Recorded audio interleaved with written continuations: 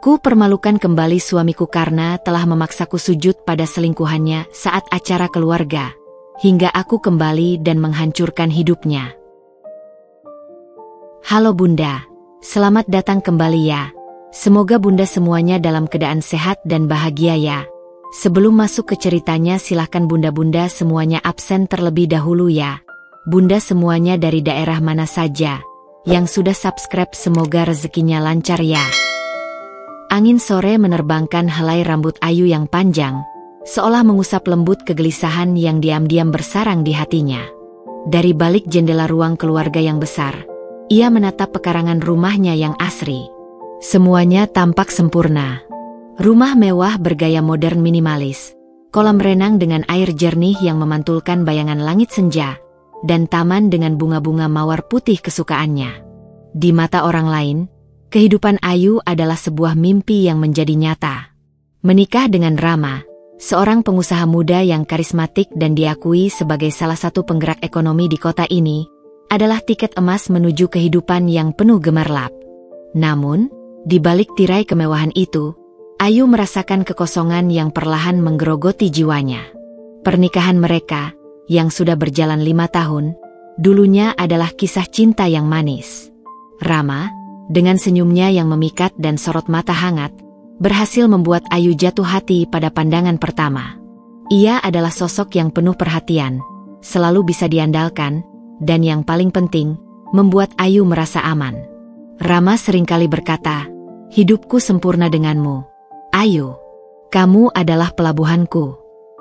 Kalimat-kalimat itu bagaikan mantra yang mengikat hati Ayu, membuatnya percaya bahwa cinta mereka akan abadi. Namun, sejak 2 tahun terakhir, pelabuhan itu terasa seperti dermaga yang sepi. Rama berubah. Pria yang dulu selalu meluangkan waktu untuk makan malam bersamanya, kini lebih sering pulang larut. Panggilan teleponnya semakin singkat, dan sorot mata hangat itu kini lebih sering terlihat dingin dan kosong. Ketika Ayu bertanya, ia selalu mendapat jawaban yang sama.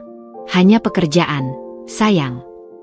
Jawaban yang singkat, padat, namun penuh dengan jarak. Hari ini, kegelisahan itu terasa lebih pekat. Besok, mereka akan mengadakan acara makan malam keluarga besar. Bukan sekadar acara biasa, melainkan pertemuan yang sengaja diselenggarakan Rama untuk merayakan kesuksesan perusahaan mereka yang baru saja menembus pasar internasional. Rama yang mengusulkan, bahkan bersikeras bahwa seluruh anggota keluarga inti dari kedua belah pihak harus hadir. Hal ini membuat Ayu sedikit curiga, karena Rama biasanya lebih suka acara yang intim dan tidak suka melibatkan banyak orang. Tiba-tiba, suara langkah kaki Rama memecah lamunan Ayu. Pria itu berdiri di belakangnya. Aroma parfum maskulinnya memenuhi ruangan. Rama mengenakan setelan jas yang rapi, tampak lelah namun tetap memesona. "Kamu melamun?" tanyanya datar. Ayu menoleh, memaksakan seulas senyum. "Tidak, hanya menikmati sore hari." "Kamu sudah pulang?" "Seperti yang kamu lihat," jawab Rama sambil melonggarkan dasinya. Ia berjalan menuju minibar dan menuangkan segelas whisky tanpa menawari Ayu. "Besok acara akan sangat penting. Pastikan semuanya sempurna. Ayah dan ibuku datang, begitu juga ayah dan ibumu. Dan satu lagi."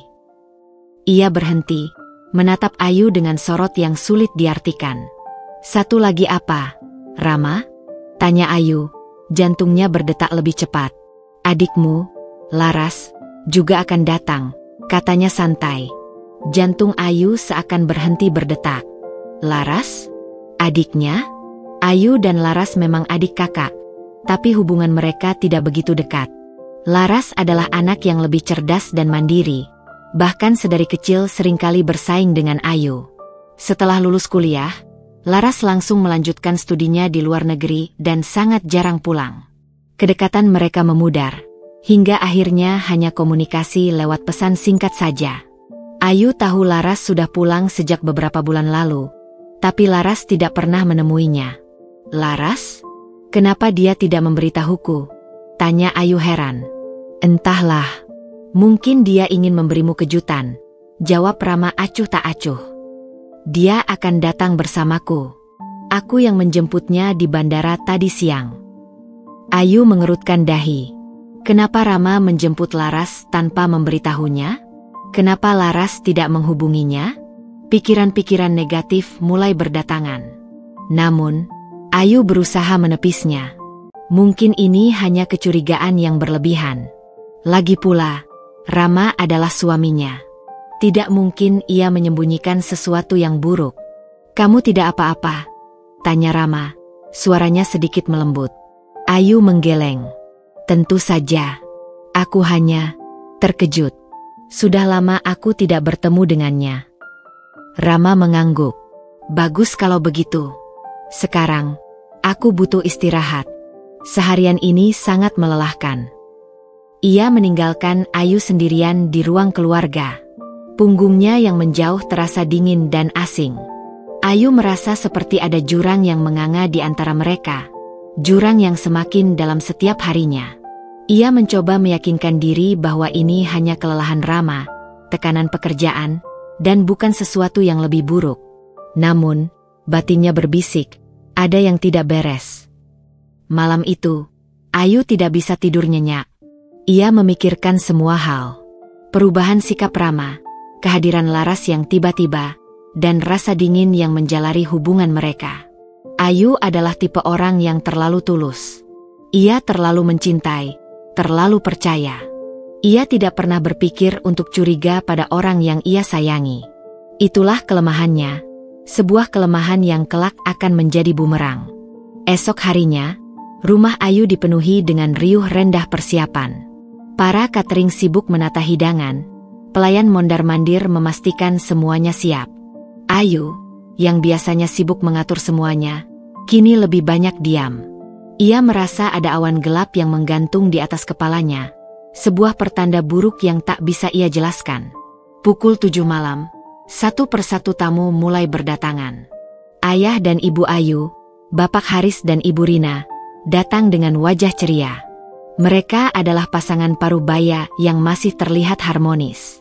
Bapak Haris adalah seorang pengusaha sukses yang membangun perusahaannya dari nol. Ia adalah sosok yang tegas namun penyayang, selalu mengajarkan Ayu untuk mandiri dan kuat. Ibu Rina adalah ibu rumah tangga yang lembut, sangat menyayangi Ayu, dan selalu menganggap pernikahan Ayu dengan Rama adalah hadiah dari Tuhan. "Ayu, kamu kelihatan sedikit pucat," ujar Ibu Rina sambil memeluk putrinya. "Apa kamu sakit?" "Tidak, Bu. Aku hanya sedikit lelah," jawab Ayu. "Rama mana?" tanya Bapak Haris. "Katanya sedang menjemput Laras," jawab Ayu. Wajah Bapak Haris mengernyit. "Laras? Dia sudah pulang? Kenapa tidak memberitahu kami?" Belum sempat Ayu menjawab, suara tawa Rama terdengar dari pintu depan. Pria itu masuk bersama Laras. Jantung Ayu serasa mencelos. Laras terlihat sangat berbeda. Ia mengenakan gaun malam yang elegan, riasan wajahnya sempurna, dan ia memancarkan aura percaya diri yang tak pernah Ayu lihat sebelumnya. Laras memeluk kedua orang tuanya dengan singkat, lalu menatap Ayu. "Kak Ayu, lama tidak bertemu," sapanya. "Laras, kamu baik-baik saja?" tanya Ayu. Laras hanya tersenyum tipis. Senyum yang penuh arti, seolah menyembunyikan ribuan rahasia. Acara makan malam dimulai. Keluarga besar Rama, yang sebagian besar adalah investor dan mitra bisnis, juga hadir. Mereka semua tampak akrab dengan Rama. Rama duduk di ujung meja, Laras di samping kanannya. Posisi itu seharusnya menjadi tempat Ayu, tapi Laras menduduki tempat itu dengan sangat natural, seolah ia adalah pemiliknya. Ayu duduk di sisi lain, mengamati interaksi antara Rama dan Laras. Mereka berbicara dengan nada bisik. Sesekali Laras tertawa kecil dan menyentuh lengan Rama. Hati Ayu terasa seperti diremas. Perasaan cemburu dan marah bercampur menjadi satu. Ia mencoba untuk bersikap normal, tapi getaran di tangannya saat memegang sendok tidak bisa disembunyikan. Ketika hidangan utama disajikan, Rama berdiri. Ia mengetuk gelasnya dengan sendok, meminta perhatian semua orang. "Saudara-saudari, para tamu undangan yang terhormat, katanya dengan suara lantang dan penuh percaya diri. Saya sangat senang kalian semua bisa hadir malam ini untuk merayakan kesuksesan perusahaan kita. Semua orang bertepuk tangan. Rama tersenyum lebar. Ia kemudian menoleh ke arah Laras. Sorot matanya yang dulu hangat kini penuh dengan puja. Ayu merasa mual. Ada satu hal lagi yang ingin saya sampaikan, lanjut Rama. Selama ini, kalian mengenal saya sebagai pria yang setia. Tapi, ada satu orang yang saya cintai, yang selama ini mendukung saya. Wanita yang benar-benar mengisi hidup saya. Ia menoleh ke arah Laras. Laras tersenyum. Ibu dan ayah Rama terlihat bingung. Begitu juga ayah dan ibu Ayu. Ayu sendiri merasa darahnya surut ke kaki. Ia tahu apa yang akan terjadi. Dia bukan istri saya, kata Rama, menunjuk Ayu. Dia adalah wanita yang membuat hidup saya hancur. Dia adalah pengkhianat yang telah menusuk saya dari belakang. Semua orang menoleh ke arah Ayu. Bisik-bisik mulai terdengar. Wajah Ayu memerah. Ia ingin berteriak, membela diri, tapi tenggorokannya tercekat. Ayu, istriku, kata Rama. Suaranya kini dingin seperti es. Aku tahu kamu telah berselingkuh dengan rekan kerjamu sendiri. Aku punya buktinya. Ucapan itu bagaikan petir di siang bolong. Ayu terkejut. Ia tidak pernah selingkuh. Tuduhan itu adalah kebohongan besar. Tapi, sebelum ia sempat membantah, Rama melanjutkan ucapannya. Dan sekarang, aku ingin kamu meminta maaf pada Laras. Dia adalah wanita yang tulus, yang telah menolongku melewati masa sulit ini. Bersujudlah di hadapannya, Ayu. Seluruh ruangan hening. Mata semua orang tertuju pada Ayu. Ada yang menatapnya dengan kasihan, ada yang mencibir, namun sebagian besar menatapnya dengan rasa jijik. Ibunya Rina menutupi mulutnya, air mata mengalir di pipinya. Bapak Haris terlihat marah dan ingin menghampiri Rama, namun ditahan oleh saudara-saudara Rama. Laras bangkit dari kursinya, berjalan mendekati Ayu. Ia tersenyum kemenangan. Kak Ayu, lakukan saja. Ini demi kebaikan kita semua, bisiknya, suaranya bagai racun yang menyelinap ke telinga Ayu. Ayu menatap mata Laras, mata yang sama yang dulu ia percayai, kini penuh dengan kebohongan dan kekejaman. Ayu menoleh ke arah Rama. Ia melihat pria yang pernah ia cintai, kini berdiri tegak dengan wajah penuh kebencian, seolah-olah Ayu adalah musuh terbesarnya. Hati Ayu hancur berkeping-keping. Bersujudlah, Ayu, perintah Rama dengan nada mengancam. Atau aku akan mempermalukanmu lebih dari ini. Ayu menarik napas dalam-dalam. Ia tidak akan bersujud. Ia tidak bersalah. Ia tidak akan membiarkan harga dirinya diinjak-injak seperti ini. Air mata yang sudah ia tahan akhirnya tumpah, namun bukan air mata kesedihan, melainkan air mata kemarahan. Ia menatap Rama, lalu menoleh ke Laras. Kamu pikir dengan menuduhku seperti ini, kamu bisa menghancurkanku? Kata Ayu, suaranya bergetar namun penuh keyakinan. Ia kemudian berjalan mendekati Laras dan berdiri tegak di hadapannya. Kamu telah mengambil suamiku, mengambil kebahagiaanku. Dan sekarang kamu memaksaku untuk bersujud padamu? Aku tidak akan pernah melakukannya. Ia kemudian menatap Rama, matanya menembus jiwa pria itu. Aku tidak tahu kejahatan apa yang kalian rencanakan. Tapi satu hal yang perlu kalian tahu, ini belum berakhir. Aku akan kembali, dan saat itu terjadi, aku akan mengambil semua yang telah kalian curi, dan aku akan mempermalukan kalian lebih dari yang kalian lakukan padaku hari ini. Dengan air mata yang masih mengalir, Ayu berbalik. Ia berjalan melewati kerumunan orang, mengabaikan bisik-bisik dan tatapan mata yang menghakimi. Ia melewati ibunya yang menangis dan ayahnya yang menatapnya dengan kekecewaan yang mendalam. Ia membuka pintu rumah mewah itu dan melangkah keluar, menuju kegelapan malam, meninggalkan segalanya di belakang. Ia hanya membawa satu hal, janji yang terucap dari hati yang hancur. Janji untuk kembali dan membalas semua perlakuan keji ini. Babak pertama kehidupannya telah hancur. Kini, babak baru akan dimulai. Babak yang penuh dengan tekad, kekuatan, dan pembalasan yang akan membuat semua orang tercengang. Langkah kaki Ayu terasa berat, seolah setiap pijakan menembus lapisan es yang membekukan. Di belakangnya, rumah yang tadinya adalah surga baginya kini menjelma neraka. Ia tidak menoleh, tidak ingin melihat lagi wajah-wajah yang menghakiminya. Hatinya telah robek, tidak hanya oleh Rama, tapi juga oleh tatapan kecewa dari ayahnya sendiri. Tamparan Rama adalah pukulan telak pada harga dirinya. Namun sorot mata ayahnya adalah tusukan belati yang menembus hingga ke jantung. Ayu berjalan tanpa arah, air matanya tak terbendung, mengalir deras membasahi pipi. Dinginnya malam seakan tak sebanding dengan dinginnya hati orang-orang yang dicintainya. Ia terus berjalan, melewati jalanan yang sepi. Pikirannya melayang, berputar-putar di dalam kepala. Tuduhan Rama, senyum licik Laras, dan kekejaman yang mereka tunjukkan di depan seluruh keluarga besar. Ayu tidak mengerti. Ada apa ini? Kenapa Rama menuduhnya berselingkuh? Siapa yang dimaksud Rama sebagai rekan kerja yang berselingkuh dengannya? Ayu tidak pernah menjalin hubungan dengan siapapun kecuali Rama. Ia adalah istri yang setia, selalu mendukung dan menjaga kehormatan keluarganya. Kepalanya terasa pusing. Ia tiba-tiba merasa mual. Ayu bersandar di sebuah pohon besar di pinggir jalan, membiarkan tubuhnya meluncur ke bawah, duduk di trotoar yang dingin. Ia memeluk lututnya erat-erat. Di balik semua kebohongan ini, pasti ada sesuatu yang lebih besar. Sesuatu yang tersembunyi, yang tidak ia ketahui. Kebohongan yang sangat rapi, yang mampu mengelabui semua orang. Tiba-tiba, suara klakson mobil yang nyaring membuat Ayu terperanjat. Sebuah mobil mewah berwarna hitam berhenti tepat di depannya.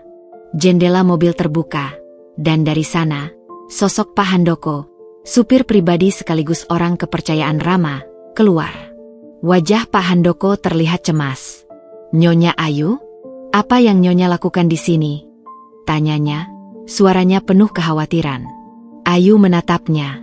Pak Handoko adalah pria parubaya yang setia dan sudah bekerja untuk keluarga Rama selama puluhan tahun.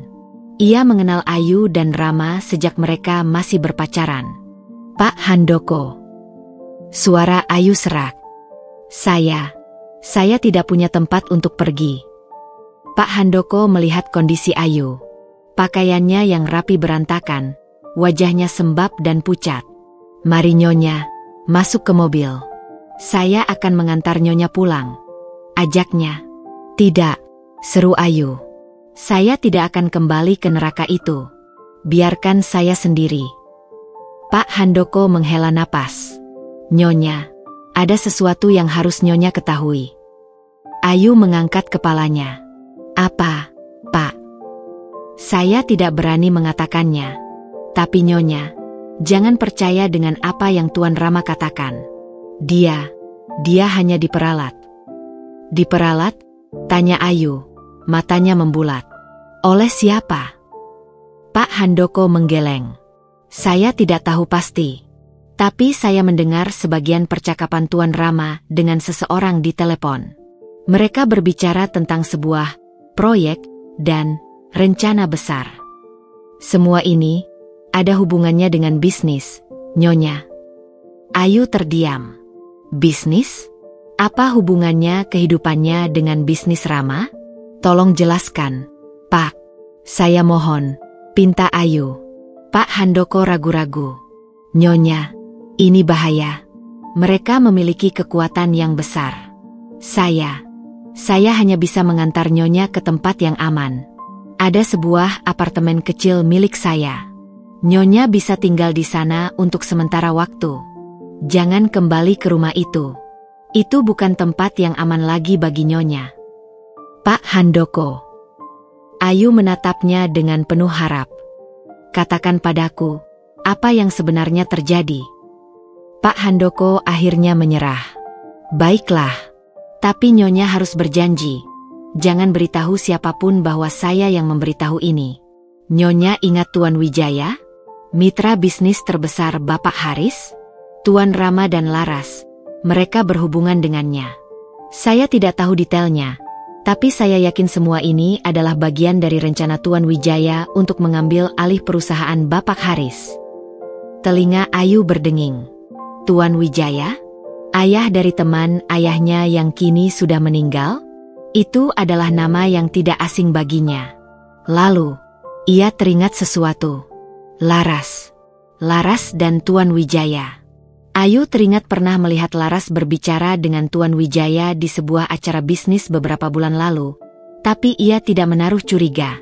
Sekarang, semua potongan puzzle itu mulai terlihat. Tapi kenapa? Apa hubungannya dengan saya? Kenapa mereka harus mempermalukan saya seperti ini?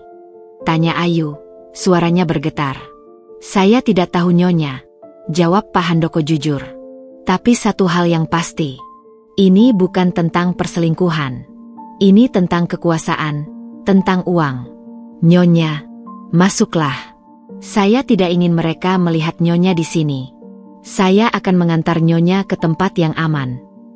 Ayu mengangguk. Ia bangkit, tubuhnya terasa kaku dan lemas.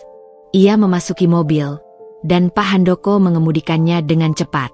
Di dalam mobil, Ayu merenung. Kata-kata Pak Handoko menjadi setitik cahaya di tengah kegelapan yang menutupi dirinya. Ini bukan tentang cinta yang dikhianati, tapi tentang kejahatan yang terencana. Kejahatan yang melibatkan suaminya dan adiknya.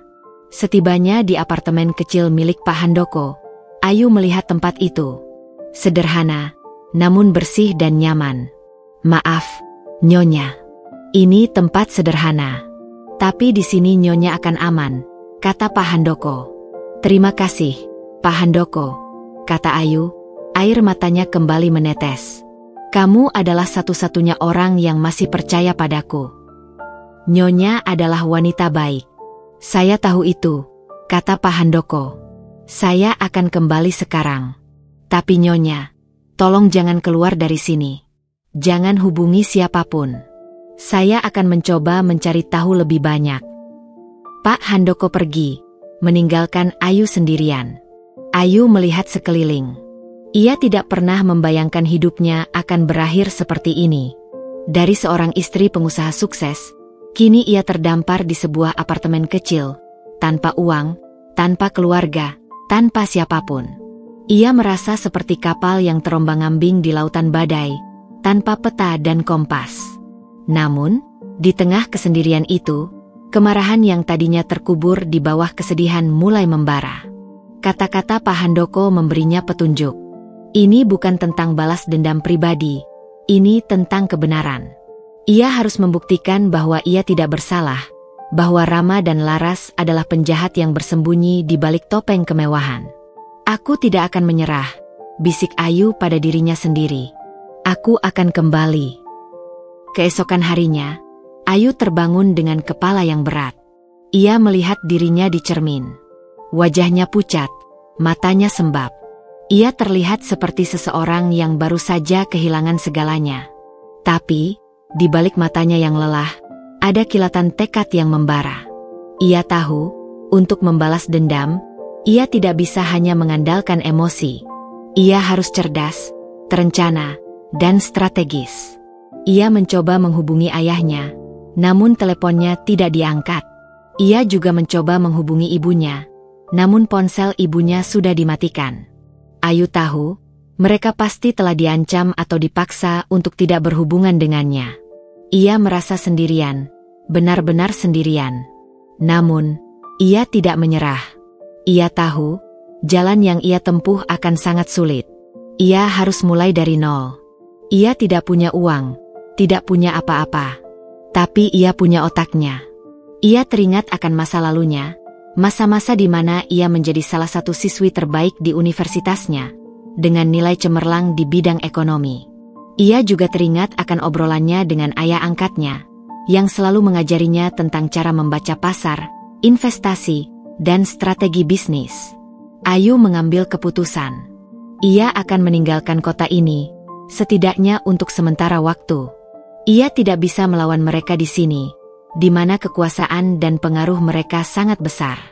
Ia butuh waktu untuk merenung, untuk membangun dirinya kembali, untuk mengumpulkan kekuatan, dan untuk merencanakan pembalasan yang sempurna. Ia keluar dari apartemen itu, berjalan menuju halte bus. Ia melihat ke belakang, ke arah kota tempat ia menghabiskan hidupnya. Kota yang menyimpan kenangan manis dan kini berubah menjadi mimpi buruk. Ia menghela napas, menepis semua emosi yang ada, dan melangkah masuk ke dalam bus yang akan membawanya jauh dari semua kenalannya. Di dalam bus, ia melihat keluar jendela. Pemandangan kota yang ia cintai perlahan menghilang. Ia tidak tahu kemana tujuannya, tapi ia tahu ia tidak akan kembali sebelum ia menjadi seseorang yang lebih kuat. Seseorang yang tidak bisa diinjak-injak lagi. Seseorang yang akan membuat Rama, Laras, dan semua yang terlibat dalam kejahatan ini bertekuk lutut. Malam itu, di dalam bus yang melaju membelah kegelapan, Ayu membuat sebuah janji pada dirinya sendiri. Janji yang akan menjadi api yang membakar semangatnya. Janji untuk kembali dan menghancurkan mereka dengan cara yang paling tidak terduga. Sebuah pembalasan yang tidak hanya akan memulihkan harga dirinya, tetapi juga mengungkap kebenaran yang busuk.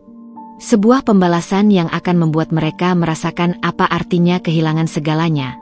Persis seperti yang ia rasakan malam itu. Perjalanan Ayu dengan bus terasa seperti melintasi ruang hampa. Di luar jendela, pemandangan malam berganti menjadi pagi, lalu siang. Ia tidak tahu sudah berapa lama ia duduk di sana, membiarkan tubuhnya terayun mengikuti irama laju kendaraan. Ia merasa bagai daun kering yang diterbangkan badai, terlepas dari rantingnya dan jatuh di tempat asing.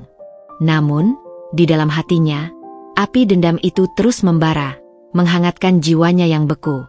Ia telah meninggalkan segala yang ia miliki, dan kini, ia hanya membawa satu hal yang tak bisa dicuri, tekadnya. Bus akhirnya berhenti di sebuah terminal kecil yang ramai. Ayu turun, napasnya terasa lega saat kakinya menjejak tanah. Aroma debu, asap kendaraan, dan bau masakan dari warung-warung di sekitar terminal menyeruak, menyambutnya di kota yang tak ia kenali. Kota ini adalah kanvas kosong, tempat ia akan melukis kembali takdirnya. Ia berjalan tak tentu arah, mengikuti instingnya. Kakinya membawanya ke sebuah warung makan sederhana. Perutnya bergemuruh, mengingatkannya bahwa ia belum makan sejak semalam. Ia memesan nasi dengan lauk seadanya. Saat hendak membayar, ia baru menyadari bahwa ia tidak membawa dompet. Ia hanya membawa sebuah ponsel yang baterainya hampir habis dan beberapa lembar uang kertas yang ia selipkan di saku celananya sebelum pergi. Wajahnya memerah. "Maaf, Bu, saya lupa membawa dompet," ucapnya malu. Ibu pemilik warung, seorang wanita parubaya dengan senyum ramah, menatapnya. Ia melihat kelelahan dan kesedihan yang terpancar jelas dari mata Ayu. "Sudah, Neng. Tidak apa-apa. Kamu makan saja dulu, perutmu pasti lapar," kata ibu itu lembut. "Anggap saja sedekah dari ibu." Air mata Ayu hampir jatuh. Di tengah kekejaman yang ia alami, masih ada kebaikan yang menaungi. "Terima kasih banyak, Bu," bisiknya, suaranya tercekat. Setelah makan, Ayu bertanya pada ibu warung tentang lowongan pekerjaan. Ia sadar, ia tidak bisa mengandalkan belas kasihan orang lain. Ia harus berdiri di atas kakinya sendiri. Ibu warung itu tersenyum. Di ujung jalan sana, ada kafe baru. Sepertinya mereka sedang mencari pelayan. "Kamu coba saja ke sana." Ayu mengangguk, hatinya dipenuhi harapan. Ia berjalan menuju kafe yang dimaksud. Kafe itu bernama Kopi Senja, sebuah tempat yang nyaman dan sederhana. Ia memberanikan diri masuk dan bertanya pada manajer kafe. Manajer itu, seorang pria muda yang ramah bernama Ardi, langsung menerima Ayu setelah melihat kejujuran di matanya. "Kamu boleh mulai besok pagi. Tapi, apa kamu ada tempat tinggal?" tanya Ardi. Ayu menggeleng. "Belum, Mas. Tapi saya akan segera mencarinya." Ardi menghela napas. "Begini saja. Ada kamar kosong di atas. Kecil. Tapi setidaknya kamu bisa tinggal di sana untuk sementara waktu. Kamu tidak perlu bayar sewa. Tapi kamu harus bekerja keras, ya." Ayu terkejut. Ia merasa seperti menemukan oase di padang pasir. Terima kasih, Mas Ardi. Saya janji, saya akan bekerja keras. Ardi tersenyum. Saya percaya padamu. Namamu siapa? Ayu, jawabnya. Panggil saja Ayu. Malam itu, Ayu tidur di kamar kecil di lantai atas kafe. Kamar itu sederhana, hanya ada kasur tipis dan lemari kecil. Tapi rasanya seperti istana baginya. Untuk pertama kalinya dalam waktu yang lama, ia merasa aman. Di sana, di atas kasur yang bukan miliknya, Ayu merenung. Ia mengingat kembali Pak Handoko, supir Rama yang memberinya petunjuk. Ia ingat kata-kata Pak Handoko tentang Tuan Wijaya.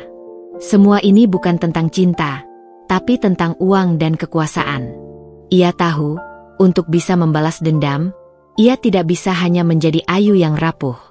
Ia harus menjadi seseorang yang lebih kuat, lebih cerdas, lebih berani, dan lebih kejam. Ia tidak ingin menyakiti siapapun secara fisik, tapi ia akan menghancurkan mereka dengan cara yang paling menyakitkan. Mengambil semua yang mereka cintai, termasuk kekuasaan dan nama baik mereka.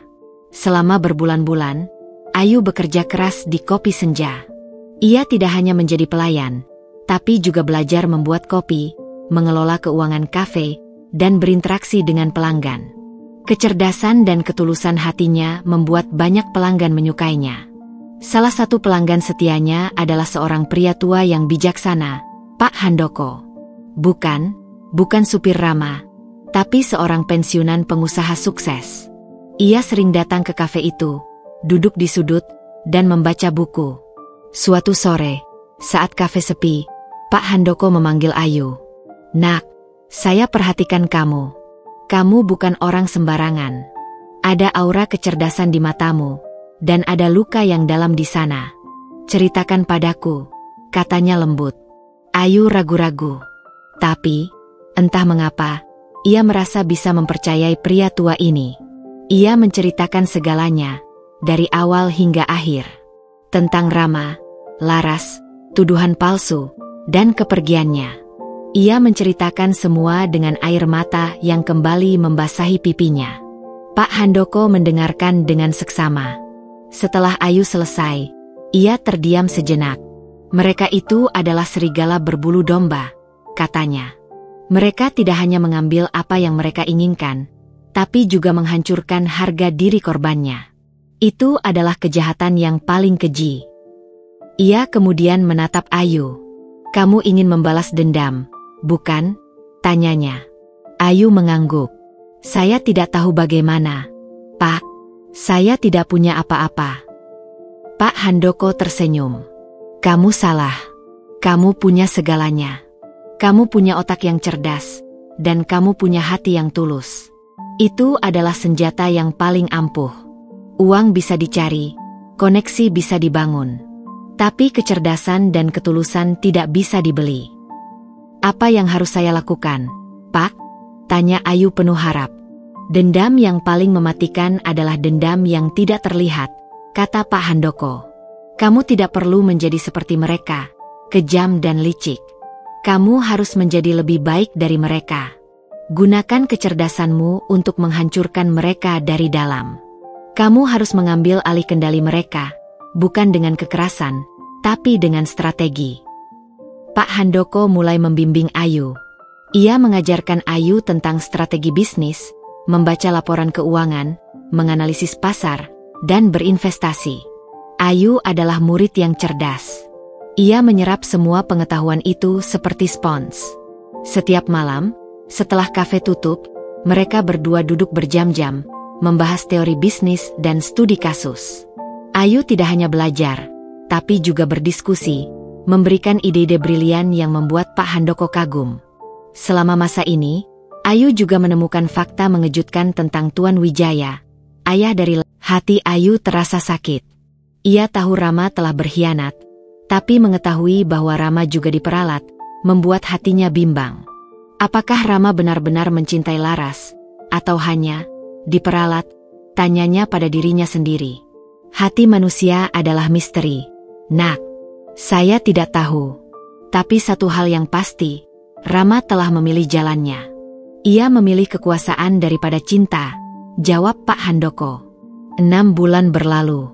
Ayu tidak lagi menjadi Ayu yang rapuh. Ia telah bertransformasi. Rambutnya yang panjang ia potong menjadi gaya bob yang elegan. Penampilannya berubah total. Dan di matanya, tidak ada lagi jejak kesedihan. Hanya ada kilatan tajam yang penuh tekad. Ia telah menjadi Ayla, seorang wanita misterius yang cerdas dan berani. Suatu hari, Pak Handoko berkata padanya, "Ayla, kamu sudah siap. Saya akan memberimu modal awal. Gunakan ini untuk memulai. Saya percaya padamu." Ayu menatap tumpukan uang di depannya, uang yang diberikan Pak Handoko dari tabungannya. Ia merasa terharu. Ia memeluk Pak Handoko erat-erat. "Terima kasih, Pak. Saya tidak akan mengecewakan Bapak." Keesokan harinya, Ayla meninggalkan kopi senja. Ia tidak lagi menjadi pelayan, tapi seorang investor muda yang ambisius. Ia menyewa sebuah apartemen mewah di pusat kota, tepat di jantung bisnis. Ia mulai menganalisis pasar, mencari peluang, dan membeli saham kecil-kecilan di berbagai perusahaan, termasuk di perusahaan Rama. Ayla tahu, ini adalah langkah pertamanya. Ia tidak akan terburu-buru. Ia akan bergerak di bayang-bayang, mengintai, dan mengumpulkan semua informasi yang ia butuhkan. Ia akan menjadi hantu yang menghantui Rama, membuat pria itu gelisah, dan akhirnya, ia akan keluar dari bayang-bayang itu dan menghancurkan semua yang telah Rama bangun, persis seperti yang Rama lakukan padanya. Malam itu, Ayla berdiri di balkon apartemennya, menatap kerlap-kerlip lampu kota. Ia mengambil napas dalam-dalam, merasakan hembusan angin malam yang menerpa wajahnya. Ia teringat kembali pada hari itu, hari di mana ia dipermalukan. Ia teringat pada janji yang ia ucapkan. "Aku kembali," bisiknya pada angin malam. "Bersiaplah, Rama. Permainan yang sesungguhnya baru saja dimulai." Ayla, sebutan barunya, menatap layar komputer dengan mata elang. Grafik saham, laporan keuangan, dan data-data rumit lainnya adalah santapannya sehari-hari. Ia kini bukan lagi Ayu yang lugu, yang hanya tahu cara mencintai dan mengurus rumah tangga. Ia adalah Ayla, seorang wanita yang menari di atas angka-angka, seorang ahli strategi yang membangun kerajaannya dari puing-puing kehancuran. Modal awal dari Pak Handoko telah ia lipat gandakan dengan cepat. Ia berinvestasi di perusahaan-perusahaan startup yang potensial, menginvestasikan keahliannya, dan menuai keuntungan besar. Namun, semua ini hanyalah pemanasan. Target utamanya tetap satu, perusahaan Rama. Ayla telah meneliti perusahaan Rama dan Tuan Wijaya secara mendalam. Ia menemukan banyak kejanggalan. Laporan keuangan yang disamarkan, proyek-proyek fiktif, dan skema-skema penipuan yang rumit. Semuanya tersembunyi dengan rapi di balik citra publik yang sempurna. Ia mulai membeli saham perusahaan Rama, sedikit demi sedikit, melalui berbagai nama samaran. Langkah ini adalah bagian dari rencananya untuk menyusup ke dalam lingkaran terdalam Rama tanpa terdeteksi. Suatu sore, saat Ayla sedang memantau pergerakan saham, ponselnya berdering. Nama yang tertera di layar membuatnya sedikit terkejut. Pak Handoko. Bukan mentornya, melainkan supir pribadi Rama yang dulu menolongnya. "Nyonya." "Ayla?" Suara Pak Handoko terdengar lirih dari seberang telepon. "Ya, ini saya." "Apa ada sesuatu, Pak?" tanya Ayla, berusaha menyembunyikan getaran di suaranya. Mereka memecat saya," kata Pak Handoko. "Tuan Rama bilang dia tidak lagi membutuhkan supir, dan laras, dia mengatakan hal-hal buruk tentang saya pada Tuan Rama. Saya yakin mereka curiga, Nyonya." Hati Ayla mencelos. Ia merasa bersalah. "Maaf, Pak, ini pasti karena saya." "Tidak, Nyonya. Bukan salah Nyonya," jawab Pak Handoko cepat. "Justru ini adalah kesempatan. Saya bebas sekarang. Saya bisa membantu Nyonya dari luar. Saya tahu banyak rahasia mereka, Nyonya." Ayla terdiam. "Pak Handoko, Anda tidak harus melakukan ini. Ini berbahaya." Tidak Nyonya, Pak Handoko bersikeras. Saya tidak bisa diam saja melihat kejahatan mereka. Saya ingin membantu Nyonya.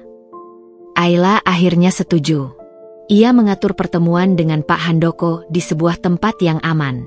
Pak Handoko datang membawa sebuah flash disk dan beberapa berkas. Ini adalah data keuangan yang saya salin dari komputer pribadi Tuan Rama. Saya melakukannya sedikit demi sedikit selama 2 bulan terakhir. Jelas Pak Handoko. Saya tahu ini bisa membantu Nyonya. Ayla mengambil flash disk itu. Matanya berbinar. Terima kasih, Pak. Ini sangat berharga. Ada satu hal lagi, Nyonya, kata Pak Handoko. Saya mendengar percakapan Tuan Rama dan Tuan Wijaya.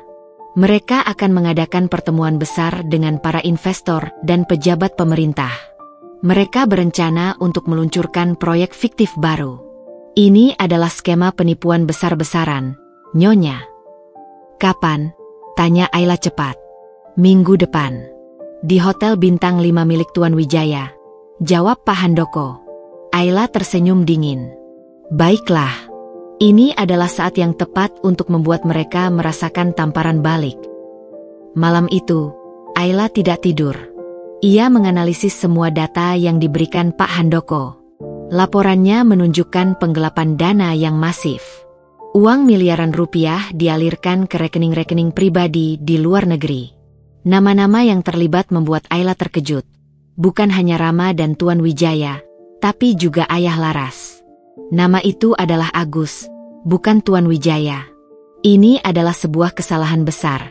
Sebuah informasi yang menyesatkan. Tuan Wijaya adalah ayah biologis Laras. Namun Agus adalah nama samarannya yang digunakan di depan umum. Ayla semakin yakin bahwa ada sesuatu yang lebih besar dari sekadar pengkhianatan. Ini adalah jaringan kejahatan yang terorganisir. Ia menyusun rencana. Ia tidak akan datang ke acara itu sebagai Ayu, mantan istri Rama yang terbuang. Ia akan datang sebagai Ayla, seorang investor sukses yang menarik. Seminggu kemudian, hari H tiba. Hotel Bintang 5 milik Tuan Wijaya tampak megah dan penuh dengan orang-orang penting. Ayla datang dengan penampilan yang mencolok namun elegan. Ia mengenakan gaun malam berwarna merah, rambut bobnya ditata rapi, dan wajahnya dipoles dengan riasan yang sempurna. Ia terlihat berbeda, bahkan nyaris tidak dikenali.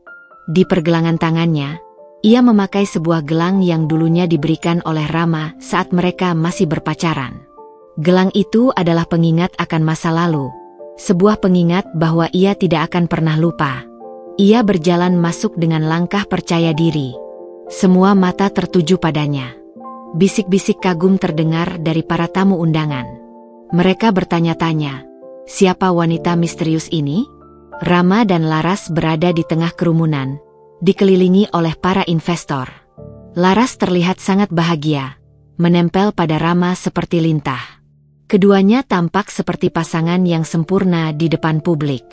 Namun, Ayla tahu, itu semua hanyalah ilusi. Ia mendekat, berjalan dengan anggun menuju Rama dan Laras. Ia berhenti tepat di depan mereka, dan senyum tipis terukir di bibirnya. Rama menatapnya. Matanya membesar. Ada kilatan kekaguman di sana, namun ia tidak mengenali Ayla sebagai Ayu. Maaf, Nona. Ada yang bisa saya bantu? Tanyanya sopan. Saya hanya ingin mengucapkan selamat atas proyek baru Anda, jawab Ayla. Suaranya terdengar lembut namun penuh dengan kekuatan. Rama tersenyum. Terima kasih. Anda, siapa ya? Saya Ayla, jawabnya singkat. Seorang investor. Saya tertarik dengan proyek Anda. Laras menatap Ayla dengan curiga. Investor? Kami tidak pernah mendengar nama Anda sebelumnya. Ayla tersenyum. Wajar saja. Saya tidak suka publikasi. Saya lebih suka bekerja di balik layar. Percakapan mereka terpotong saat Tuan Wijaya datang. Pria itu tampak angkuh dan berkuasa.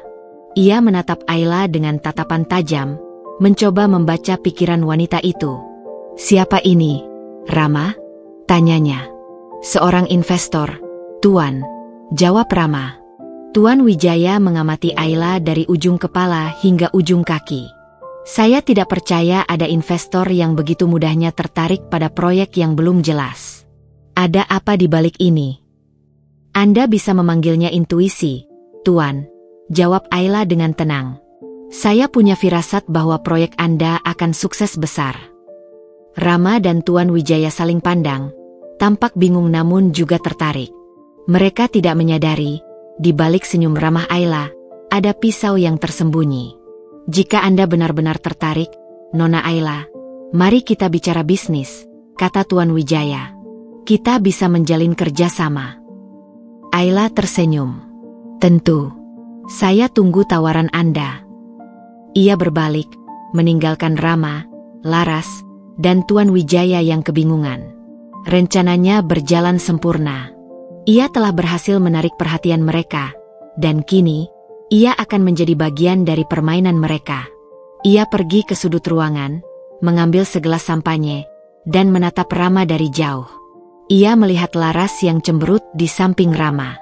Ayla tahu, Laras merasa terancam dengan kehadirannya, meskipun ia tidak tahu siapa Ayla sebenarnya. Malam itu, Ayla tidak hanya menghadiri sebuah acara bisnis. Ia menghadiri sebuah panggung sandiwara, dan ia telah berhasil mendapatkan peran utamanya. Ia akan bermain dengan Rama dan Tuan Wijaya, mengikuti alur permainan mereka, dan pada saat yang tepat, ia akan membalikkan semua kartu dan mengungkap kebenaran yang akan menghancurkan mereka. Ia telah memulai langkah pertama, dan ia tidak akan berhenti sampai semuanya berakhir. Permainan ini baru saja dimulai. Pertemuan di acara amal itu menjadi pintu gerbang bagi Ayla untuk masuk lebih dalam ke kehidupan Rama. Sejak malam itu, Rama dan Tuan Wijaya secara intensif mencoba menghubungi Ayla. Mereka melihatnya sebagai investor potensial, sebuah boneka yang bisa mereka kendalikan untuk menutupi jejak-jejak kotor mereka. Namun, mereka tidak tahu bahwa boneka itu memiliki benang yang putus, dan sekarang boneka itu yang akan mengendalikan mereka. Ayla menerima ajakan Rama untuk bertemu. Pertemuan itu diadakan di kantor Rama, sebuah gedung pencakar langit yang menjulang tinggi, simbol dari kekuasaan dan ambisi pria itu. Ayla masuk dengan langkah tenang, menatap sekeliling. Kantor itu penuh dengan foto-foto Rama yang sedang tersenyum bangga, memegang piala penghargaan, dan menghadiri acara-acara penting. Ironis, pikir Ayla, betapa mudahnya topeng bisa menipu mata dunia. Rama menyambutnya dengan senyum yang dipaksakan. Ia mencoba terlihat profesional, tapi Ayla bisa melihat kegelisahan di matanya. Nona Ayla, terima kasih sudah bersedia datang, kata Rama, mempersilakan Ayla duduk di sofa mewah. Saya dan Tuan Wijaya sangat tertarik dengan proposal Anda. Kami ingin tahu lebih banyak. Proposal saya? Tanya Ayla, berpura-pura bingung. Saya tidak pernah mengajukan proposal. Anda yang menghubungi saya lebih dulu. Anda yang tertarik. Wajah Rama memerah. Ia salah langkah. Maaf. Maksud saya, kami ingin tahu apa yang membuat Anda begitu yakin dengan proyek kami. Intuisi bisnis, jawab Ayla singkat. Tapi intuisi saja tidak cukup. Saya perlu melihat data. Laporan keuangan, prospek pasar, dan yang terpenting, transparansi. Saya tidak ingin menginvestasikan uang saya pada proyek yang tidak jelas. Rama terdiam. Transparansi adalah kata yang paling ia hindari. Tentu saja, katanya. Saya akan siapkan semua datanya. Saya tunggu, jawab Ayla, suaranya dingin. Tapi saya minta semua data disiapkan dalam 24 jam. Saya tidak suka menunggu. Waktu adalah uang. Ayla bangkit, meninggalkan Rama yang terkejut. Langkah pertamanya berhasil. Ia telah menanamkan benih kecemasan di hati Rama. Setelah keluar dari kantor Rama, Ayla segera menghubungi Pak Handoko. Mereka sudah mulai goyah, Pak, kata Ayla. Sekarang kita akan mulai langkah kedua. Saya butuh Anda menyebarkan gosip tentang krisis keuangan di perusahaan Tuan Wijaya. Buat mereka panik. Baik, Nyonya, jawab Pak Handoko. Saya akan hubungi beberapa orang penting yang sudah saya kenal. Mereka akan menyebarkan berita ini. Sesuai rencana, gosip tentang krisis keuangan di perusahaan Tuan Wijaya mulai menyebar seperti api. Saham perusahaan itu anjlok. Para investor mulai menarik dana mereka. Tuan Wijaya dan Rama kelabakan. Mereka tidak mengerti bagaimana gosip ini bisa menyebar begitu cepat. Ayla, yang kini bersembunyi di balik nama Ayla, pura-pura menelepon Rama. Tuan Rama, saya dengar ada masalah di perusahaan Tuan Wijaya. Apa itu benar?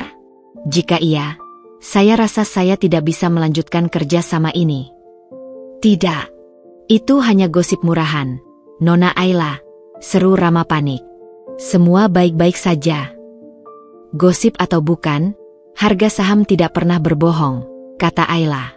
Jika Anda ingin saya tetap tertarik, buktikan pada saya bahwa Anda jujur. Kirimkan saya semua laporan keuangan asli. Tidak ada yang dipalsukan. Jika ada satu angka saja yang tidak cocok, saya akan mundur. Rama terpojok. Ia tidak punya pilihan lain. Ia mengirimkan semua data yang diminta Ayla. Ia tidak tahu bahwa ini adalah sebuah jebakan. Sebuah pintu yang Ayla akan gunakan untuk masuk lebih dalam. Ayla menerima data itu dan langsung menganalisisnya. Ia menemukan hal yang lebih mengejutkan. Data yang diberikan Rama tidak hanya menunjukkan penggelapan dana dan penipuan, tetapi juga sebuah skema manipulasi identitas. Terdapat data tentang Laras. Nama asli Laras ternyata bukan Laras, melainkan Sinta. Dan Sinta bukanlah adik kandung Ayu, tetapi anak biologis Tuan Wijaya dari pernikahan yang tidak sah. Ayla teringat cerita ayahnya tentang Tuan Wijaya yang memiliki anak di luar nikah. Ternyata, anak itu adalah Laras. Laras, yang nama aslinya Sinta, dipertukarkan dengan bayi lain saat masih di rumah sakit. Ayah dan ibu Ayu, yang saat itu sangat mendambakan anak, diberi bayi perempuan itu tanpa tahu bahwa bayi itu adalah anak Tuan Wijaya. Tuan Wijaya melakukan ini untuk bisa mengendalikan keluarga Ayu di masa depan. Ia menanamkan Laras, atau Sinta, di tengah keluarga Ayu agar rencana jahatnya bisa berjalan mulus. Air mata Ayu kembali menetes. Kali ini bukan karena kesedihan, melainkan karena kemarahan yang membara. Ia memegang dadanya, seolah merasakan sakit yang tak terlukiskan. Ia memutar kembali ingatan masa kecilnya. Laras yang selalu mencoba lebih unggul darinya, Laras yang selalu memandang sinis, dan Laras yang pada akhirnya menusuknya dari belakang. Semuanya adalah bagian dari sebuah rencana besar. Sebuah panggung sandiwara yang telah disiapkan sejak ia lahir. Di tengah semua itu, ada satu hal lagi yang membuat hati Ayu sakit. Ia menemukan data tentang ayahnya. Ayah yang ia cintai, Bapak Haris. Ternyata, Bapak Haris tidak tahu Laras bukanlah anak kandungnya. Ia adalah korban, bukan pelaku. Tuan Wijaya mengancamnya dengan keselamatan keluarga mereka jika ia tidak mau bekerja sama. Bapak Haris terpaksa menyerahkan perusahaannya kepada Tuan Wijaya, sedikit demi sedikit, untuk melindungi Ayu dan keluarganya. Ayu terdiam, tangannya gemetar. Jadi, selama ini ayahnya tidak membencinya? Ayahnya tidak membuangnya? Ayahnya juga adalah korban? Hatinya dipenuhi oleh perasaan bersalah dan penyesalan. Ia merasa seperti telah salah paham pada ayahnya selama ini. Ayla menangis. Ia menangis bukan karena kelemahan, tetapi karena hatinya telah menemukan kebenaran, dan luka yang ia simpan selama ini terasa semakin sakit. Ia harus menebus kesalahannya, ia harus memulihkan nama baik ayahnya, dan ia harus menghancurkan Tuan Wijaya dan Rama, bukan hanya karena dendam, tetapi karena keadilan. Mereka semua adalah korban, bisik Ayla pada dirinya sendiri. Kecuali mereka, Tuan Wijaya, Rama, dan Sinta. Di sisi lain, Rama dan Laras tidak tahu bahwa mereka sedang berada di ambang kehancuran. Mereka merayakan kesuksesan kecil mereka karena Ayla masih berada di pihak mereka. Dia wanita yang cerdas, Rama, kata Laras sambil tersenyum puas. Dia tidak curiga sama sekali. Kita tinggal mengendalikan dia, dan kita akan mendapatkan semua yang kita inginkan." "Tentu saja," jawab Rama sambil memeluk Laras. "Dia hanya investor biasa. Dia tidak akan pernah tahu apa yang kita sembunyikan." Mereka tidak tahu bahwa Ayla telah menyusup jauh ke dalam kegelapan mereka, dan ia akan segera membongkar semua rahasia busuk mereka. Ayla menyusun rencana baru. Ia akan menghadiri pertemuan besar yang dijadwalkan Rama dan Tuan Wijaya. Pertemuan yang akan dihadiri oleh para pejabat, media, dan semua investor besar. Di sana, di depan semua orang, ia akan menjatuhkan bom yang akan menghancurkan mereka. Ia akan membongkar semua kejahatan mereka, dari skema penipuan hingga manipulasi identitas. Ia tidak akan hanya membalas dendam, tetapi ia akan memberikan keadilan. Ayla menghubungi Pak Handoko. "Pak, saya butuh bantuan Anda. Saya butuh Anda merekam semua percakapan Rama dan Tuan Wijaya dari sekarang. Saya butuh bukti yang tidak bisa dibantah." Pak Handoko terdiam. "Nyonya yakin? Ini sangat berbahaya." "Saya yakin, Pak. Saya tidak bisa membiarkan mereka lolos," kata Ayla, suaranya dipenuhi tekad. "Ini bukan lagi tentang saya. Ini tentang ayah saya, tentang kebenaran." "Baik, Nyonya. Saya akan lakukan," jawab Pak Handoko. Ayla menutup telepon. Ia menatap cermin, melihat pantulan dirinya. Ia melihat seorang wanita yang kuat, yang tidak lagi rapuh. Luka di hatinya masih ada, tapi kini ia tahu cara mengobatinya. Ia akan mengambil kembali kehidupannya, harga dirinya, dan yang paling penting, ia akan membawa kebenaran ke permukaan. Di balik semua keceriaan dan kesuksesan yang Rama dan Laras tunjukkan, ada kehancuran yang menunggu di ujung jalan.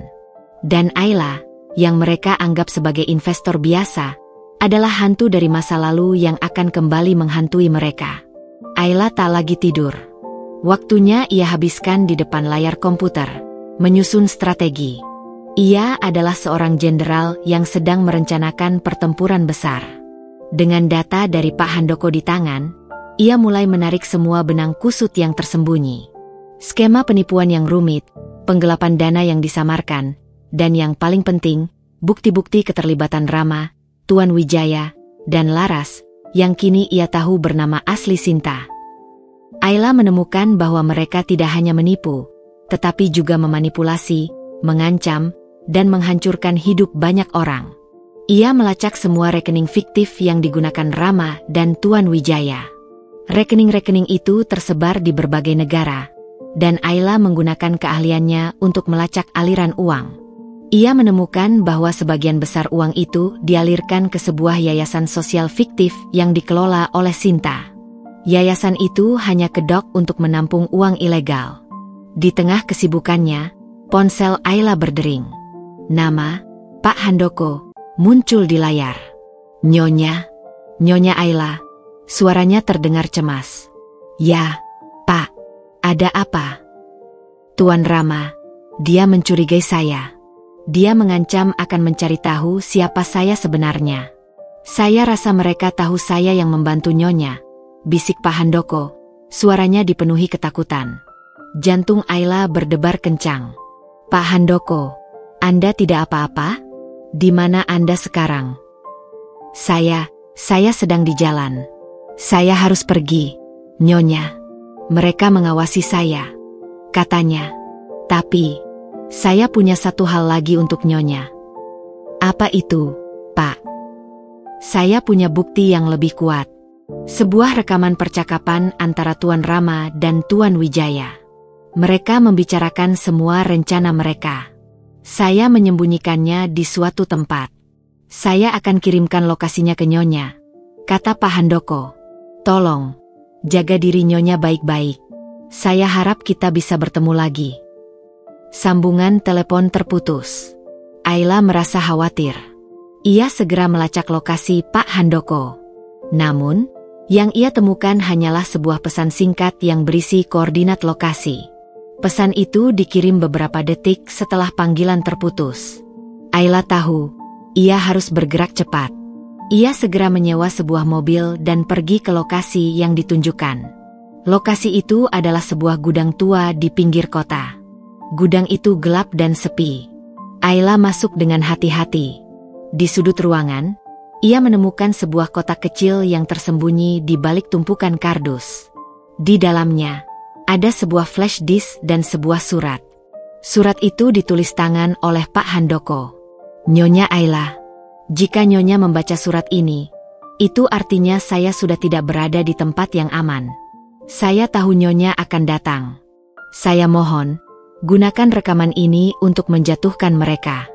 Ini adalah bukti yang tidak bisa dibantah. Saya tidak peduli apa yang terjadi pada saya, asalkan kejahatan mereka terbongkar. Nyonya, ada satu hal lagi yang harus saya sampaikan. Tuan Rama, dia tidak sejahat itu, Nyonya. Dia hanya diperalat. Tuan Wijaya mengancam akan membongkar aib keluarga Tuan Rama jika dia tidak mau bekerja sama.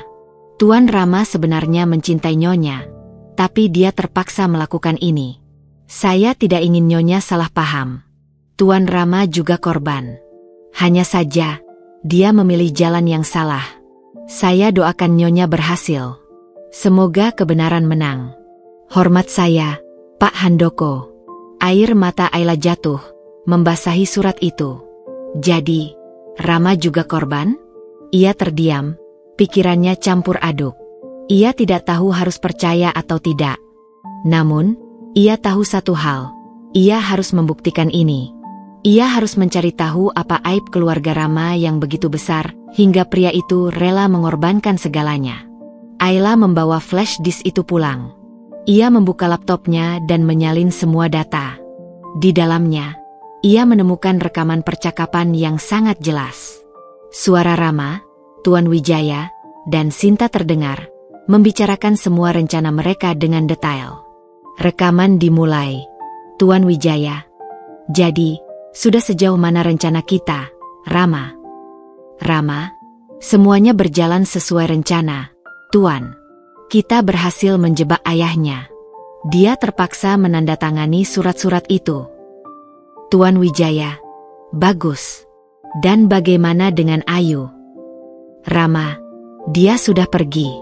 Dia tidak akan kembali. Sinta, tentu saja dia tidak akan kembali. Dia sudah dipermalukan di depan semua orang. Dia terlalu bangga untuk kembali. Rama, Sinta, jangan terlalu percaya diri. Kamu tidak tahu seberapa kuat Ayu. Tuan Wijaya, sudahlah. Kalian berdua, jangan bertengkar. Yang penting, rencana kita berjalan mulus. Setelah kita mengambil alih perusahaan Haris, kita akan mengambil alih semua perusahaan lain yang ada di kota ini. Rama, ya, Tuan. Tapi, saya merasa bersalah. Saya tahu saya telah menyakiti Ayu. Tuan Wijaya, sudah lupakan dia. Dia hanya sebuah alat. Kamu harus ingat, Rama, kamu tidak punya pilihan lain. Jika kamu menolak, aib keluarga besarmu akan terbongkar. Kamu tahu apa yang akan terjadi jika orang-orang tahu bahwa ibumu dulu. Rama, hentikan. Jangan sebut-sebut lagi itu. Tuan Wijaya, kalau begitu, lakukan saja apa yang saya suruh. Jangan banyak tanya. Rekaman berakhir. Ayla terdiam. Hatinya berdebar. Aib keluarga Rama? Aib apa? Ia memutar ulang rekaman itu berkali-kali, mencoba mencari petunjuk. Namun, rekaman itu terputus di sana. Ayla tidak tahu apa yang terjadi dengan Ibu Rama, tapi ia yakin bahwa ini adalah kunci dari semua masalah ini. Ia tidak bisa hanya menyerahkan rekaman itu ke polisi. Ia harus mencari tahu apa aib keluarga Rama itu, dan ia harus membuktikannya. Ia tahu bahwa Rama, meskipun terlihat kejam, ternyata adalah korban. Ia terperangkap dalam jebakan yang diciptakan oleh Tuan Wijaya. Dan Sinta, yang ia kira adalah adiknya, adalah dalang di balik semua ini. Ayla menyusun strategi baru. Ia tidak akan langsung menjatuhkan mereka. Ia akan bermain dengan mereka, membuat mereka merasa aman, dan kemudian ia akan menjatuhkan mereka di saat yang paling tidak terduga. Ia mengatur pertemuan dengan Rama. Kali ini, Pertemuan itu diadakan di sebuah kafe. Rama datang dengan wajah yang tegang. Ia terlihat lelah dan putus asa. "Ada apa, Nona Ayla?" tanyanya, suaranya serak. "Saya hanya ingin bertanya, Tuan Rama. Apakah Anda benar-benar mencintai saya?" tanya Ayla, matanya menatap tajam ke mata Rama. Wajah Rama memerah. "Apa maksud Anda?" Saya tidak mengerti." "Anda mengerti," kata Ayla, suaranya tenang. "Anda dan Sinta, kalian hanya berkolaborasi. Saya tahu itu. Saya punya bukti." Mata Rama membesar. Apa yang Anda bicarakan?" "Saya punya bukti tentang semua yang telah Anda lakukan. Skema penipuan, penggelapan dana, dan semua percakapan Anda dengan Tuan Wijaya dan Sinta," kata Ayla. "Saya tahu Anda dipaksa. Tapi saya ingin tahu, apa aib keluarga Anda yang begitu besar hingga Anda rela mengorbankan segalanya?" Rama terdiam. Ia menundukkan kepalanya, air matanya menetes. Kamu benar," bisiknya. Aku terpaksa. Tuan Wijaya mengancam akan membongkar aib keluarga kami. Ibuku, dia bukanlah anak kandung dari kakekku. Dia adalah anak hasil perselingkuhan.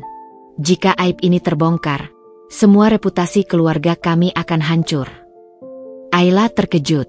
"Dan karena aib itu, Anda rela mengorbankan saya?" Rama mengangkat kepalanya, air matanya membasahi pipinya. "Aku minta maaf, Ayu.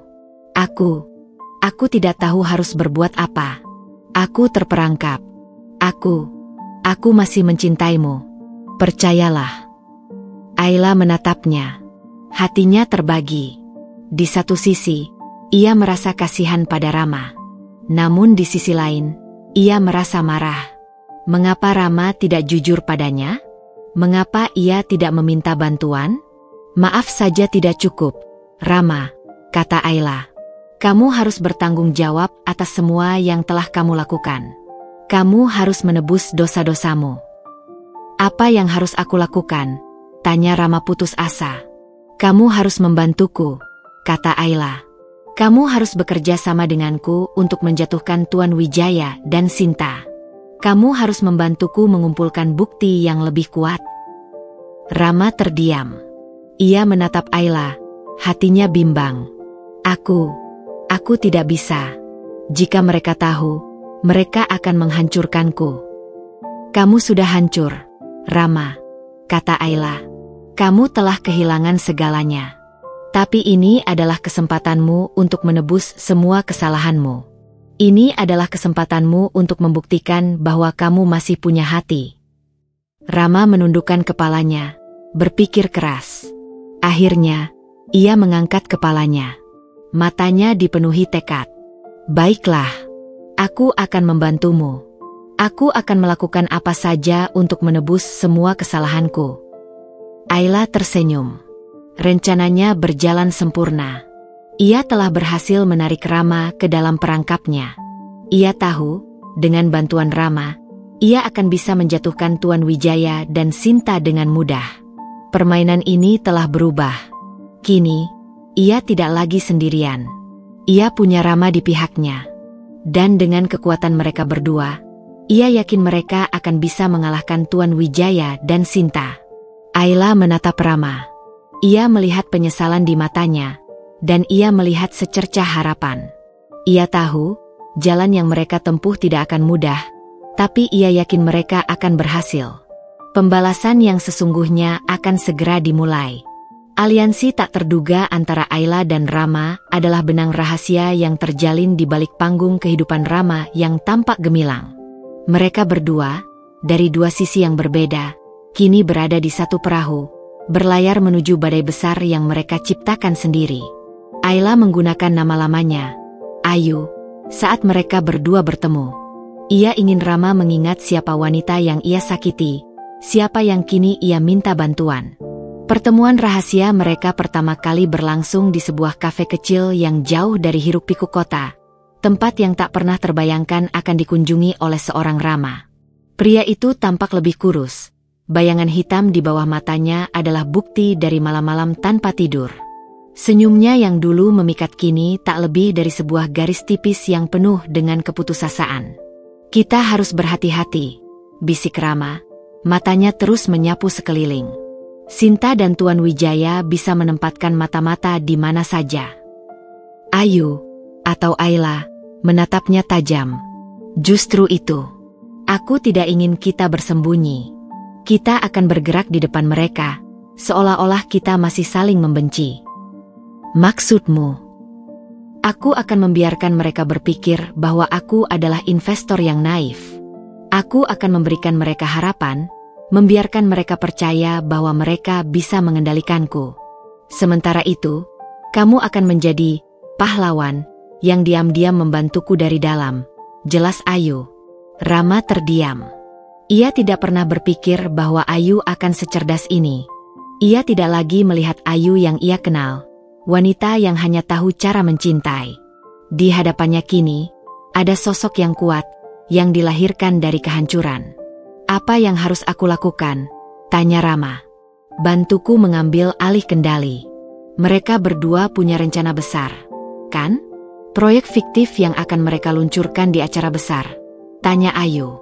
Aku ingin kamu membocorkan semua data rahasia itu padaku. Rekening fiktif, dokumen-dokumen palsu, dan semua bukti yang mereka sembunyikan. Rama mengangguk. Aku akan lakukan. Tapi, bagaimana dengan aib keluargaku? Tuan Wijaya, dia punya semua bukti. Dia bisa menghancurkan keluargaku. Ayu menghela napas. Kita akan hadapi itu nanti. Sekarang, fokus kita adalah menjatuhkan mereka. Jika kita berhasil, aib itu tidak akan berarti lagi. Mereka menyusun rencana. Setiap hari, Rama diam-diam menyalin dokumen dari kantornya, dari komputer pribadi Tuan Wijaya, dan dari berkas-berkas penting yang disembunyikan Sinta. Semua data itu ia berikan kepada Ayu. Ayu, dengan keahliannya, menganalisis semua data itu. Ia menemukan bahwa skema penipuan mereka jauh lebih besar dari yang ia bayangkan. Mereka tidak hanya menipu para investor, tetapi juga menggelapkan dana bantuan sosial, menyuap pejabat pemerintah, dan melakukan pencucian uang. Di sisi lain, Sinta dan Tuan Wijaya merasa di atas angin. Mereka melihat Ayla sebagai mangsa empuk. Sinta seringkali menghubungi Ayla, mengajaknya bertemu, dan membicarakan rencana proyek. Ayla selalu bersikap ramah, namun di balik senyumnya, ia menyimpan ribuan rencana untuk menghancurkan mereka. Kamu benar-benar yakin dengan proyek ini, Ayla? Tanya Sinta suatu sore, saat mereka berdua bertemu di sebuah butik mewah. Tentu saja, jawab Ayla. Aku percaya pada Rama. Ia adalah pria yang cerdas dan berintegritas. Sinta tertawa sinis. Kamu bodoh jika percaya pada Rama. Pria itu, dia bisa melakukan apa saja untuk mendapatkan uang. Termasuk membuang istrinya sendiri, tanya Ayla, matanya menatap tajam ke mata Sinta. Sinta terkejut. Apa maksudmu? Aku sudah mendengar semuanya, kata Ayla, suaranya pelan namun menusuk. Aku tahu Rama dan kamu adalah sepasang kekasih. Aku tahu kalian berdua memperalat Ayu. Aku tahu kalian berdua adalah dalang di balik semua ini. Wajah Sinta memucat. Kamu tidak tahu apa-apa. Aku tahu lebih dari yang kamu bayangkan, bisik Ayla. Aku tahu nama aslimu, Sinta. Aku tahu kamu adalah anak Tuan Wijaya. Aku tahu kamu dan Tuan Wijaya adalah otak di balik semua ini. Aku tahu semua rencana busuk kalian. Jadi, jangan coba-coba membohongiku. Sinta bangkit, wajahnya dipenuhi amarah. Kamu akan menyesal. Aku sudah menyesal, kata Ayla. Menyesal telah percaya pada kalian. Tapi sekarang, aku akan memastikan bahwa kalian yang akan menyesal seumur hidup. Sinta pergi, meninggalkan Ayla sendirian. Ayla tahu, ia telah menjatuhkan bom waktu. Sinta pasti akan memberitahu Tuan Wijaya dan Rama tentang percakapan ini. Tapi, ini adalah bagian dari rencananya. Ia ingin membuat mereka panik, ingin membuat mereka membuat kesalahan. Malam harinya, Ayla menerima telepon dari Rama. Suaranya dipenuhi ketakutan. "Ayu, apa yang kamu lakukan?" "Sinta, dia tahu semuanya. Dia memberitahu Tuan Wijaya. Mereka marah besar." "Bagus," jawab Ayu tenang. "Ini saatnya mereka merasa terancam. Jangan khawatir, Rama. Biarkan mereka panik. Kita akan menggunakan kepanikan mereka untuk menjebak mereka." "Tapi bagaimana?" tanya Rama. "Mereka akan semakin ketat mengawasiku." "Tentu saja. Tapi aku punya ide," kata Ayu. "Kamu harus berpura-pura setia pada mereka. Berpura-puralah bahwa kamu mengawasiku, bahwa kamu menipuku, bahwa kamu adalah mata-mata mereka. Buat mereka percaya bahwa kamu masih berada di pihak mereka." "Apa kamu yakin?" "Aku tidak yakin," jawab Ayu. "Tapi ini satu-satunya cara. Kita tidak punya pilihan lain. Kita harus berani mengambil risiko." Rama terdiam. Ia tahu, Ayu benar. Ia tidak punya pilihan lain. Ia harus bertaruh dengan nyawanya sendiri, demi membalas semua kejahatan yang telah ia perbuat. Mulai hari itu, Rama berubah. Ia kembali ke kantornya, bersikap seolah tidak terjadi apa-apa. Ia bahkan menghubungi Sinta dan Tuan Wijaya, meyakinkan mereka bahwa ia akan mengawasi Ayla. Ia berakting dengan sangat baik. Ia mengirimkan pesan palsu kepada Ayla, berpura-pura membocorkan rahasia, dan kemudian mengirimkannya kepada Sinta. Ayla membalasnya dengan cerdas, berpura-pura terkejut dan marah. Sinta dan Tuan Wijaya merasa lega. Mereka berpikir bahwa Rama masih berada di pihak mereka. Mereka tidak tahu bahwa itu semua adalah bagian dari sebuah sandiwara besar, sebuah panggung yang disiapkan oleh Ayu. "Lihat, Rama. Wanita itu mudah sekali ditipu," kata Sinta suatu hari, sambil menunjukkan pesan dari Ayla. "Dia pikir kita bodoh." Rama hanya tersenyum dingin. Ia tahu, yang bodoh adalah Sinta. Ia tidak tahu bahwa Ayla, wanita yang ia anggap bodoh itu, telah selangkah lebih maju dari mereka. Hari H tiba. Acara besar itu akan diselenggarakan di ballroom hotel bintang 5 yang megah. Ayla, Rama, Sinta, dan Tuan Wijaya berada di sana. Rama dan Sinta duduk di meja utama, tersenyum dan melambaikan tangan kepada para tamu. Ayla duduk di meja investor, jauh dari mereka, mengamati mereka dari kejauhan. Panggung disiapkan. Mikrofon sudah terpasang. Tuan Wijaya akan memberikan pidato. Ayla tahu, ini adalah saatnya. Ia mengirimkan pesan terakhir pada Rama, sebuah pesan yang hanya berisi satu kata. "Sekarang." Rama menoleh ke arahnya, dan mengangguk kecil. Ia tahu apa yang harus ia lakukan. Tuan Wijaya naik ke panggung. Ia mulai berbicara tentang visi perusahaannya, tentang masa depan yang cerah, dan tentang proyek fiktif yang akan ia luncurkan. Tiba-tiba, lampu di ballroom padam. Suasana menjadi gelap dan hening. Bisik-bisik ketakutan terdengar dari para tamu. Kemudian, sebuah suara terdengar dari speaker. Suara itu adalah suara Rama. "Saudara-saudari sekalian, saya minta maaf. Ada kesalahan teknis. Saya ingin membongkar kebenaran. Saya ingin mengatakan bahwa semua yang dikatakan Tuan Wijaya, itu bohong. Semuanya adalah kejahatan." Lampu kembali menyala. Semua mata tertuju pada Rama. Sinta dan Tuan Wijaya terkejut. Mereka menatap Rama dengan penuh kemarahan. "Rama, apa yang kamu lakukan?" teriak Sinta. Rama mengabaikannya. Ia terus berbicara. "Semua yang ada di sini, kalian semua adalah korban. Tuan Wijaya dan Sinta, mereka telah menipu kalian. Mereka telah menggelapkan uang, melakukan pencucian uang, dan mengancam orang-orang." "Kamu bohong, Rama," teriak Tuan Wijaya. "Kamu sudah gila." "Tidak, Tuan. Saya tidak gila," jawab Rama.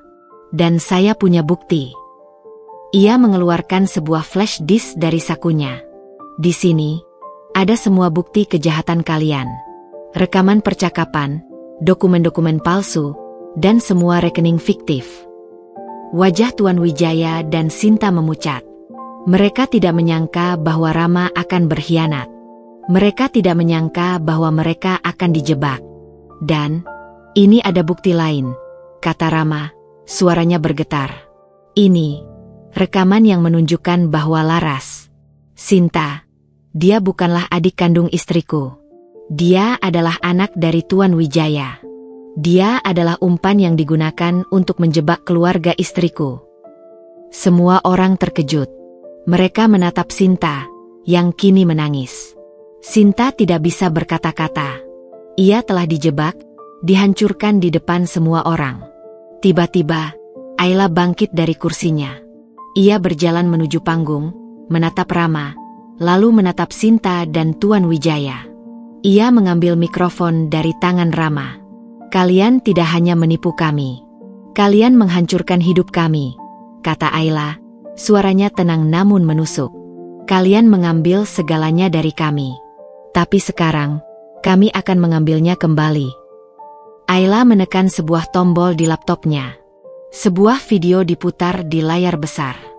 Video itu berisi pengakuan dari para korban, rekaman dari Pak Handoko, dan semua bukti yang telah ia kumpulkan. Tuan Wijaya dan Sinta terdiam. Mereka tidak bisa membantah. Mereka telah kalah. Ayla tersenyum. Kini, giliran kalian yang merasakan kehancuran. Sorot lampu di ballroom yang megah seakan membeku. Menyoroti tiga wajah yang kini tak lagi bisa menyembunyikan kejahatan mereka. Sinta, Tuan Wijaya, dan Rama berdiri di atas panggung, dengan sorotan kebenaran yang kini menusuk mereka. Namun, di antara ketiganya, hanya Rama yang tampak lega, seolah beban berat yang selama ini ia pikul telah terangkat. Sementara Sinta dan Tuan Wijaya, wajah mereka memucat, mata mereka dipenuhi oleh keterkejutan dan kemarahan. Mereka seperti pemain catur yang tiba-tiba menyadari bahwa lawan mereka telah menempatkan mereka dalam posisi skakmat yang tak terhindarkan. Ayla berdiri di samping Rama, aura kekuatan memancar darinya. Ia tidak lagi menyembunyikan identitasnya. Semua orang kini tahu, Ayla si investor misterius adalah Ayu, wanita yang dipermalukan di depan mereka semua.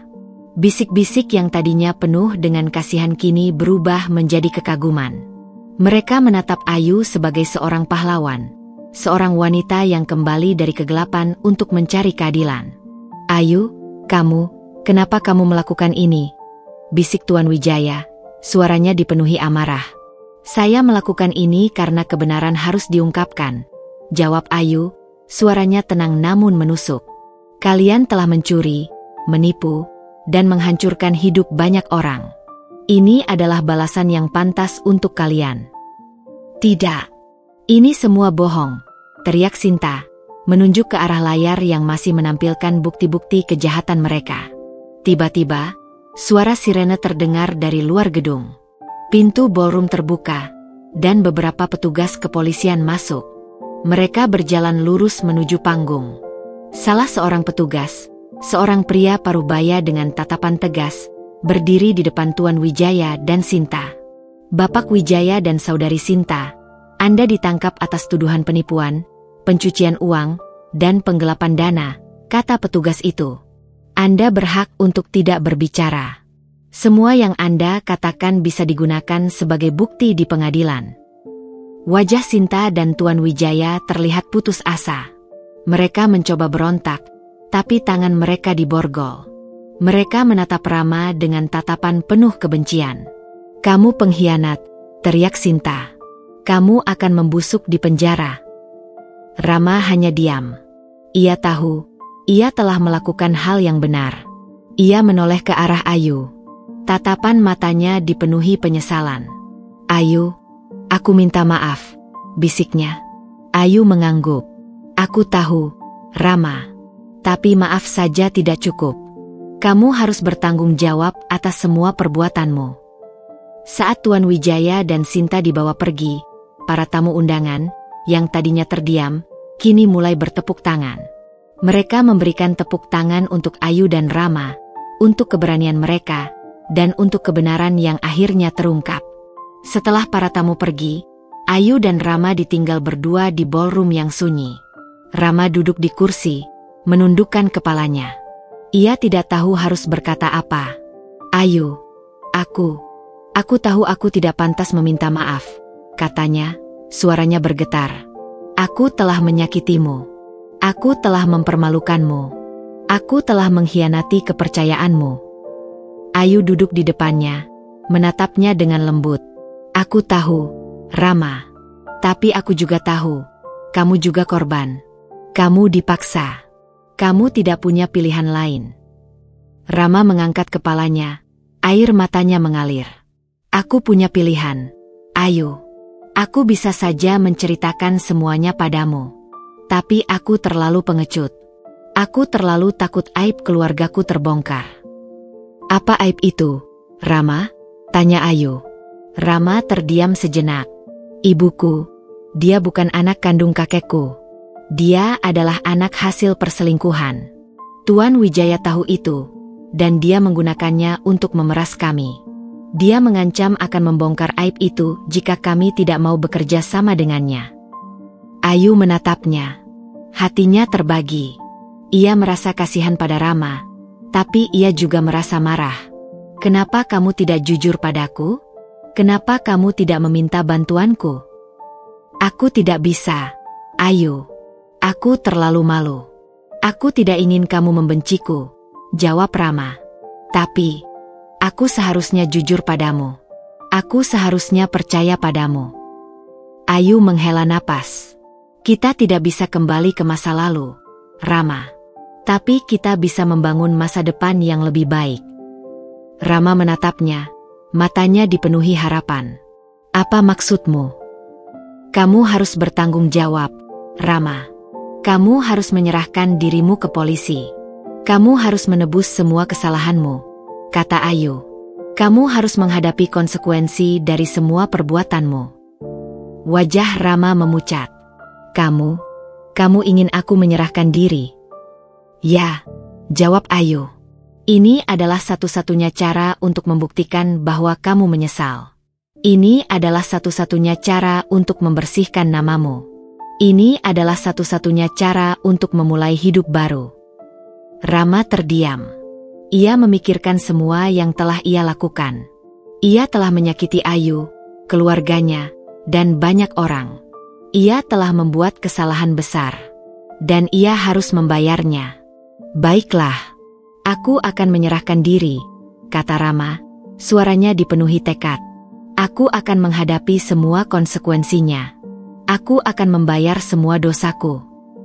Ayu tersenyum. Aku akan menemanimu, Rama. Aku akan bersaksi untukmu. Aku akan membantu membersihkan namamu. Mereka berdua berjalan keluar dari ballroom itu. Sambil berjalan, Rama bertanya pada Ayu. Ayu, aku tidak tahu harus berkata apa. Tapi, terima kasih. Terima kasih telah membantuku. Aku tidak melakukan ini untukmu, Rama, kata Ayu. Aku melakukan ini untuk diriku sendiri. Aku melakukan ini untuk harga diriku. Aku melakukan ini untuk keadilan. Tapi, aku senang, akhirnya kamu melakukan hal yang benar. Rama tersenyum. Ia menatap Ayu, dan ia melihat kebaikan yang masih ada di mata wanita itu. Ia tahu, ia telah kehilangan Ayu. Tapi ia juga tahu, ia telah mendapatkan kembali dirinya sendiri. Keesokan harinya, Rama menyerahkan diri ke polisi. Berita itu menyebar dengan cepat. Dunia terkejut. Pria yang dianggap pahlawan itu kini menjadi tersangka. Namun, di balik berita itu, ada sebuah kebenaran yang tidak banyak orang tahu. Ada seorang wanita, seorang pahlawan sejati, yang telah berkorban untuk mengungkap kebenaran. Ayu, di sisi lain, merasa lega. Ia telah berhasil. Ia telah membalas dendamnya. Ia telah membersihkan namanya. Namun, ia juga merasa hampa. Ia telah kehilangan segalanya, dan kini ia tidak tahu harus berbuat apa. Ia kembali ke apartemennya, duduk di sofa, dan menatap kosong keluar jendela. Ia telah memenangkan pertempuran, tetapi ia merasa seperti telah kalah dalam perang. Ia telah mengambil kembali segalanya, tetapi ia tidak tahu bagaimana cara mengembalikan hatinya yang hancur. Ia tidak tahu bahwa di balik semua kekacauan ini, ada sebuah cinta sejati yang menunggunya. Sebuah cinta yang akan menyembuhkan luka-lukanya. Sebuah cinta yang akan memberinya kebahagiaan sejati. Kehidupan Ayu kembali hening setelah badai berlalu. Rama telah menyerahkan diri dan kasusnya menjadi perbincangan hangat di seluruh media. Sebagian besar masyarakat mengecamnya. Namun ada beberapa media yang memberitakan tentang keberaniannya untuk mengakui kejahatannya, dan yang paling penting, tentang peran seorang wanita misterius bernama Ayu. Nama Ayu kembali dielu-elukan, bukan sebagai korban, melainkan sebagai pahlawan. Namun, di balik semua itu, hati Ayu masih terasa hampa. Ia telah mendapatkan kembali kehidupannya, tetapi ia tidak tahu harus berbuat apa dengan kehidupannya itu. Ia kembali ke apartemen mewahnya, yang tadinya ia beli untuk melancarkan pembalasannya, dan duduk di sana sendirian. Ia merasa seperti seorang pelaut yang berhasil kembali ke daratan setelah badai besar, tetapi tidak tahu kemana tujuannya selanjutnya. Ia memutuskan untuk kembali ke rumah lamanya, rumah yang menjadi saksi bisu dari kebahagiaan dan kehancurannya. Rumah itu kini kosong. Penjaga rumah telah pergi, dan semua barang-barang berharga telah disita oleh polisi sebagai bukti kasus. Ayu berjalan di dalam rumah yang dingin dan sepi itu.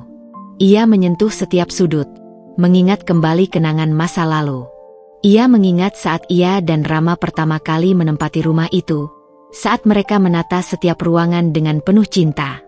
Ia teringat akan tawa mereka, janji-janji mereka, dan mimpi-mimpi mereka.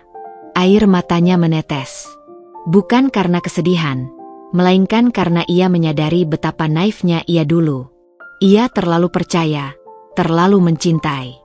Ia telah membangun surga di atas pasir, dan kini surga itu telah runtuh. Tiba-tiba, suara ketukan pintu memecah keheningan. Ayu terkejut. Siapa yang datang? Ia membuka pintu, dan di sana, berdiri seorang pria dengan senyum ramah di wajahnya. Pria itu adalah Dilan, teman lamanya yang dulu sering ia temui saat masih kuliah. Dilan adalah seorang mahasiswa hukum yang cerdas, dan ia selalu diam-diam mengagumi Ayu. Setelah lulus, mereka berdua kehilangan kontak. Dilan kini adalah seorang pengacara sukses. "Ayu?" tanya Dilan, suaranya dipenuhi keterkejutan dan kebahagiaan. "Aku tidak percaya ini kamu. Aku mencarimu kemana-mana." "Dilan." Ayu terkejut. "Kamu? Kenapa kamu di sini?" "Aku melihat berita itu. Aku tahu kamu adalah wanita yang mereka maksud. Dan aku tahu, kamu pasti kembali ke sini," jawab Dilan. Aku ingin melihatmu." Ayu mempersilakan Dilan masuk. Mereka duduk di ruang tamu yang kosong, dikelilingi oleh puing-puing kenangan. "Aku tidak menyangka kamu akan kembali," kata Dilan. "Aku juga tidak," jawab Ayu sambil tersenyum tipis. "Tapi, aku harus." Dilan menatapnya, matanya dipenuhi kekaguman. "Kamu wanita yang kuat, Ayu. Kamu telah melakukan hal yang luar biasa." "Aku tidak tahu," kata Ayu. "Aku hanya melakukan apa yang harus kulakukan." "Aku tahu lebih dari yang kamu kira," kata Dilan. "Aku tahu kamu bukan hanya melakukan ini untuk dirimu sendiri. Kamu melakukan ini untuk orang-orang lain yang tidak bisa melawan." Ayu terdiam. Ia tidak tahu harus berkata apa. "Ayu, aku ingin jujur padamu," kata Dilan, suaranya menjadi lebih serius.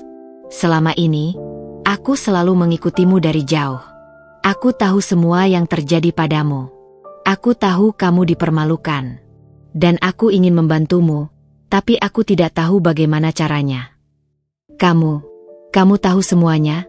tanya Ayu, matanya membesar. "Ya," jawab Dilan. "Aku yang menghubungi polisi malam itu. Aku yang memberikan mereka semua bukti yang kamu kumpulkan. Aku yang memastikan mereka bertindak cepat. Aku adalah dalang di balik semua ini. Ayu terkejut. Jadi, bukan hanya Rama yang membantunya. Ada Dilan juga. Pria yang dulu ia lupakan, kini kembali dengan kejutan yang tak terduga. "Kenapa?" tanya Ayu. "Kenapa kamu melakukan ini untukku?" Dilan tersenyum. "Karena aku mencintaimu, Ayu. Aku selalu mencintaimu. Sejak dulu, aku tidak bisa melihatmu menderita." Hati Ayu berdebar. Ia tidak menyangka Dilan akan mengatakan itu. Ia telah melupakan cinta. Ia telah menutup hatinya. Ia tidak tahu bagaimana harus bereaksi. "Aku tidak bisa, Dilan," bisik Ayu. "Hatiku sudah hancur." "Aku tahu," kata Dilan lembut. "Tapi aku akan membantumu memperbaikinya. Aku akan menunggumu. Aku akan berada di sini untukmu, selalu." Ia kemudian mengambil sebuah amplop dari sakunya dan memberikannya kepada Ayu. "Ini laporan keuangan dari perusahaanmu. Aku melihat semua data itu. Aku melihat bagaimana ayahmu, dia bukan pelakunya. Dia adalah korban. Dan aku sudah membersihkan namanya. Perusahaanmu kini aman, Ayu." Ayu terdiam. Ia mengambil amplop itu. Ia membuka laporan itu dan melihat namanya tertera di sana. Ia merasa seperti ada beban yang terangkat dari pundaknya. Ia telah mendapatkan kembali perusahaannya, dan yang paling penting, ia telah mendapatkan kembali nama baik ayahnya. "Ayahmu, dia ingin bertemu denganmu," kata Dilan. "Dia ada di luar. Dia menunggu." Ayu terkejut. Ayahnya? Ayahnya menunggunya? Ia bangkit, berjalan menuju pintu, dan membukanya. Di sana, berdiri ayahnya, Bapak Haris. Wajahnya terlihat tua, matanya sembab, dan ia menatap Ayu dengan tatapan penuh penyesalan. "Ayu, maafkan ayah," bisiknya. "Maafkan ayah." Air mata Ayu mengalir. Ia tidak bisa menahan perasaannya. Ia memeluk ayahnya erat-erat. "Ayah, ayah tidak salah. Ayah tidak bersalah." Bapak Haris menangis. "Ayah, ayah terpaksa. Tuan Wijaya mengancam akan membongkar aib keluarga ibumu, Ayu. Ayah tidak punya pilihan lain." Ayu mengangguk. "Aku tahu, ayah. Aku sudah tahu semuanya. Aku sudah memaafkan ayah." Mereka berdua berpelukan, melepaskan semua luka yang telah mereka pendam selama ini. Di balik kebahagiaan itu, Dilan berdiri di sana, menyaksikan mereka. Ia tersenyum. Ia tahu, ia telah melakukan hal yang benar. Ia telah membantu Ayu, dan ia telah membantu keluarga Ayu. Setelah semua itu, Dilan mengajak Ayu dan ayahnya untuk makan malam. Di meja makan, mereka berbincang, membahas semua hal yang terjadi. Bapak Haris menceritakan semua detail tentang ancaman Tuan Wijaya. Ayu menceritakan bagaimana ia membalas dendam. Dan Dilan, ia menceritakan bagaimana ia membantu mereka dari belakang. "Ayu, kamu harus mengurus perusahaan," kata Bapak Haris. "Ayah sudah tua. Ayah ingin kamu yang mengambil alih." Ayu menatapnya. Aku tidak tahu, ayah. Kamu pasti bisa," kata Dilan. "Kamu adalah wanita yang cerdas, Ayu. Kamu punya segalanya. Kamu punya otak, dan kamu punya hati." Ayu tersenyum. Ia menatap Dilan, dan ia melihat cinta di matanya. Ia menyadari, ia tidak sendirian. Ia punya ayahnya, dan ia punya Dilan. Malam itu, setelah Dilan dan ayahnya pergi, Ayu duduk di dalam rumahnya yang sepi. Rumah itu tidak lagi terasa dingin. Ia merasa hangat, seolah-olah ada cahaya yang menyinari hatinya. Ia mengambil ponselnya dan mengirimkan sebuah pesan kepada Dilan. "Terima kasih, Dilan. Terima kasih untuk semuanya." Tidak lama kemudian, Dilan membalas. "Sama-sama, Ayu. Sekarang, hiduplah. Hiduplah untuk dirimu sendiri." Ayu tersenyum. Ia tahu, ia telah menemukan tujuan baru. Ia akan mengambil alih perusahaannya. Ia akan membantu ayahnya. Dan ia akan membuka hatinya untuk Dylan. Ia akan memulai hidup baru. Hidup yang penuh dengan kebahagiaan dan cinta sejati. Ia tidak tahu bahwa di balik semua itu, ada satu lagi kejutan yang menunggunya. Sebuah kejutan yang akan mengubah hidupnya. Sekali lagi, malam itu, setelah kebenaran terungkap dan ayahnya kembali, Ayu tidak bisa tidur. Hatinya dipenuhi dengan campuran perasaan yang rumit. Ada kelegaan yang besar, seolah beban bertonton yang selama ini ia pikul akhirnya terangkat. Tapi ada juga kesedihan, penyesalan, dan rasa bersalah yang mendalam. Ia merasa bersalah karena telah salah paham pada ayahnya. Ia juga merasa kasihan pada Rama, pria yang ia cintai namun telah mengkhianatinya, yang ternyata juga adalah korban dari skema jahat Tuan Wijaya. Ia bangkit dari tempat tidur, berjalan ke balkon, dan menatap langit malam. Bintang-bintang bersinar terang, seolah-olah sedang memberinya petunjuk. Ia mengambil napas dalam-dalam, merasakan udara malam yang sejuk menerpa wajahnya. Ia teringat akan janji yang ia ucapkan saat ia meninggalkan rumah ini. Janji untuk kembali dan menghancurkan mereka. Ia telah berhasil, tetapi ia tidak merasa puas. Ia merasa kosong. Ponselnya berdering. Nama, Dylan, muncul di layar. Ayu tersenyum. Dylan adalah satu-satunya orang yang membuatnya merasa aman. Ia mengangkat teleponnya. "Ayu, kamu baik-baik saja?" tanya Dylan, suaranya dipenuhi kekhawatiran. "Aku baik-baik saja, Dylan. Hanya, aku tidak bisa tidur," jawab Ayu. "Aku tahu." "Aku juga tidak," kata Dylan. Aku ingin menemuimu. Sekarang." Ayu terkejut. "Sekarang? Ini sudah larut malam, Dylan." "Aku tidak peduli," jawab Dylan. "Aku ingin menemuimu. Aku ingin memelukmu." Hati Ayu berdebar kencang. Ia merasa hatinya mencair. Ia tidak tahu harus berkata apa. Ia hanya bisa mengangguk. "Baiklah, aku menunggumu." Tidak lama kemudian, Dylan datang. Ia berjalan ke arah Ayu, tatapan matanya dipenuhi cinta. Ia tidak mengatakan apa-apa. Ia hanya membuka tangannya dan memeluk Ayu erat-erat. Pelukan itu terasa hangat, nyaman, dan penuh dengan kasih sayang. Ayu membalas pelukan itu, air matanya mengalir. Ia menangis, melepaskan semua emosi yang selama ini ia tahan. Ia menangis karena kesedihan, kelegaan, dan kebahagiaan. "Semuanya sudah berakhir, Ayu," bisik Dylan. "Kamu sudah aman. Ayahmu juga aman. Kamu tidak perlu lagi khawatir." Ayu mengangguk. "Aku tahu, Dylan. Tapi, aku masih merasa kosong." "Aku tahu," kata Dylan lembut. "Tapi aku akan mengisinya. Aku akan berada di sini untukmu. Aku akan membantumu membangun hidup baru." Mereka berdua duduk di sofa, berbincang, membahas semua hal yang terjadi. Ayu menceritakan perasaannya, tentang bagaimana ia merasa kosong dan tidak tahu harus berbuat apa. Dylan mendengarkan dengan sabar, tidak menghakimi, dan tidak mencoba memberikan solusi. Ia hanya mendengarkan, dan memberikan Ayu ruang untuk merasa. "Ayu, kamu telah melakukan hal yang luar biasa," kata Dylan. "Kamu telah membuktikan bahwa kebenaran akan selalu menang. Kamu telah menginspirasi banyak orang. Dan kamu telah menemukan dirimu sendiri."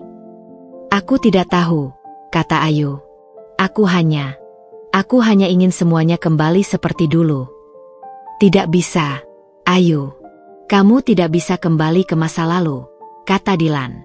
"Tapi kamu bisa membangun masa depan yang lebih baik. Kamu bisa menggunakan kekuatanmu untuk membantu orang lain. Kamu bisa menggunakan pengalamanmu untuk menginspirasi orang lain." Hati Ayu tersentuh. Ia menatap Dylan, dan ia melihat cinta di matanya. Ia menyadari, ia tidak sendirian. Ia punya Dylan, dan ia punya ayahnya. Keesokan harinya, Ayu kembali ke kantor ayahnya. Kantor itu kini kosong. Sebagian besar karyawan telah pergi. Tapi ada beberapa karyawan yang masih setia, yang menunggunya kembali.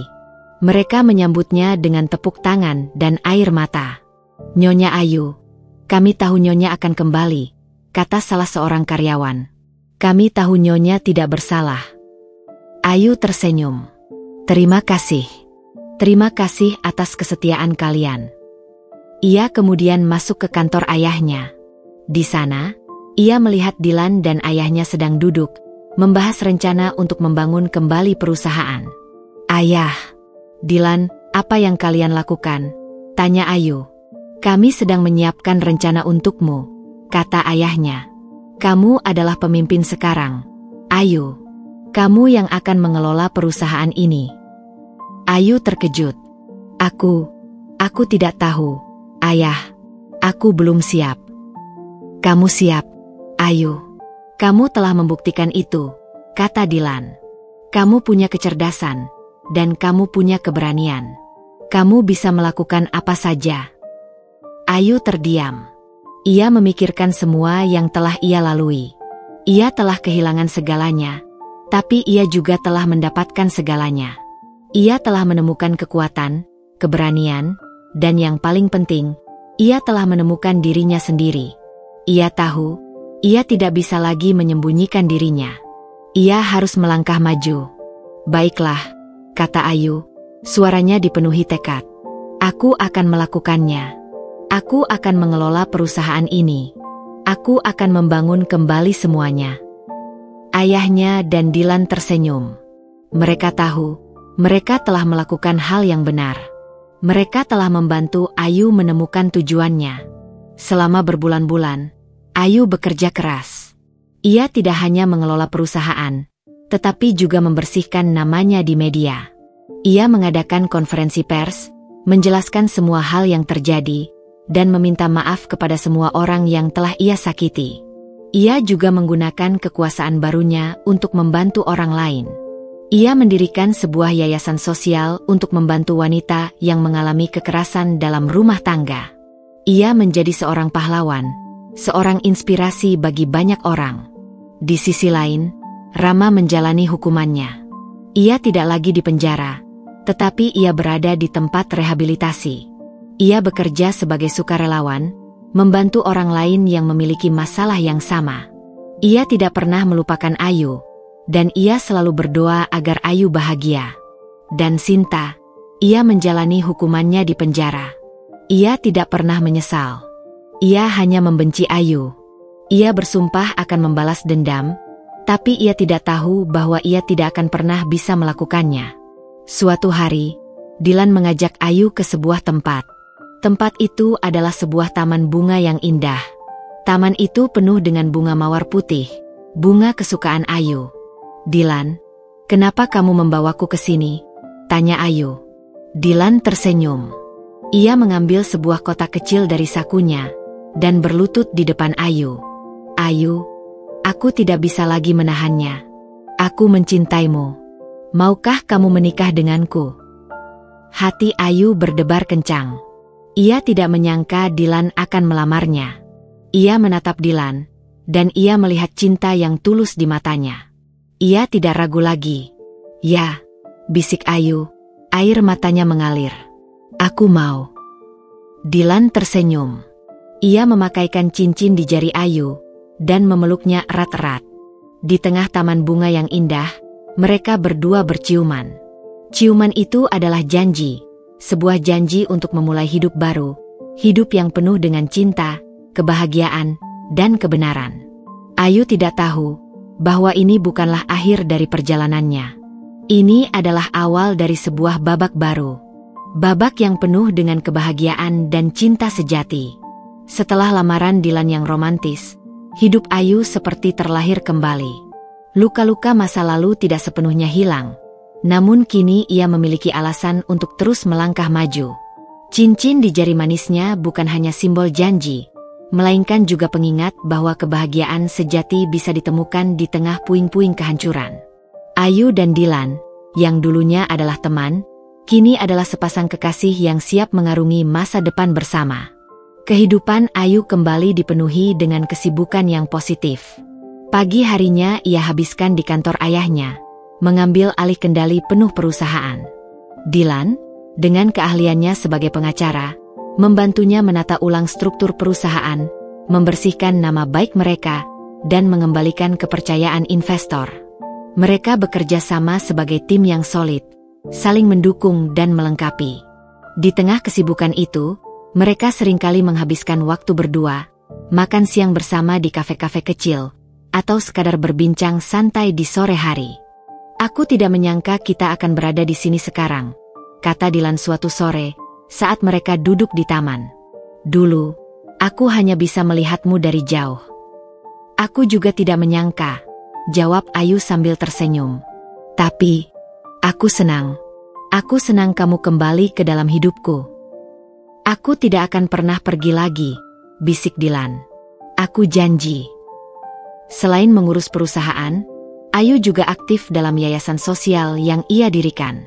Yayasan itu bernama Harapan Baru, sebuah tempat yang memberikan perlindungan dan bantuan hukum bagi para wanita yang menjadi korban kekerasan. Ayu mendedikasikan dirinya untuk yayasan itu, menggunakan pengalamannya untuk membantu orang lain. Ia seringkali mendengarkan cerita para korban, memberikan mereka nasihat, dan membantu mereka mendapatkan keadilan. Suatu hari, Ayu menerima telepon dari Pak Handoko, supir Rama yang dulu membantunya. Nyonya Ayla," suaranya terdengar bahagia. "Saya melihat Nyonya di berita. Saya senang Nyonya baik-baik saja." "Pak Handoko," seru Ayu. "Saya juga senang Bapak baik-baik saja. Di mana Bapak sekarang?"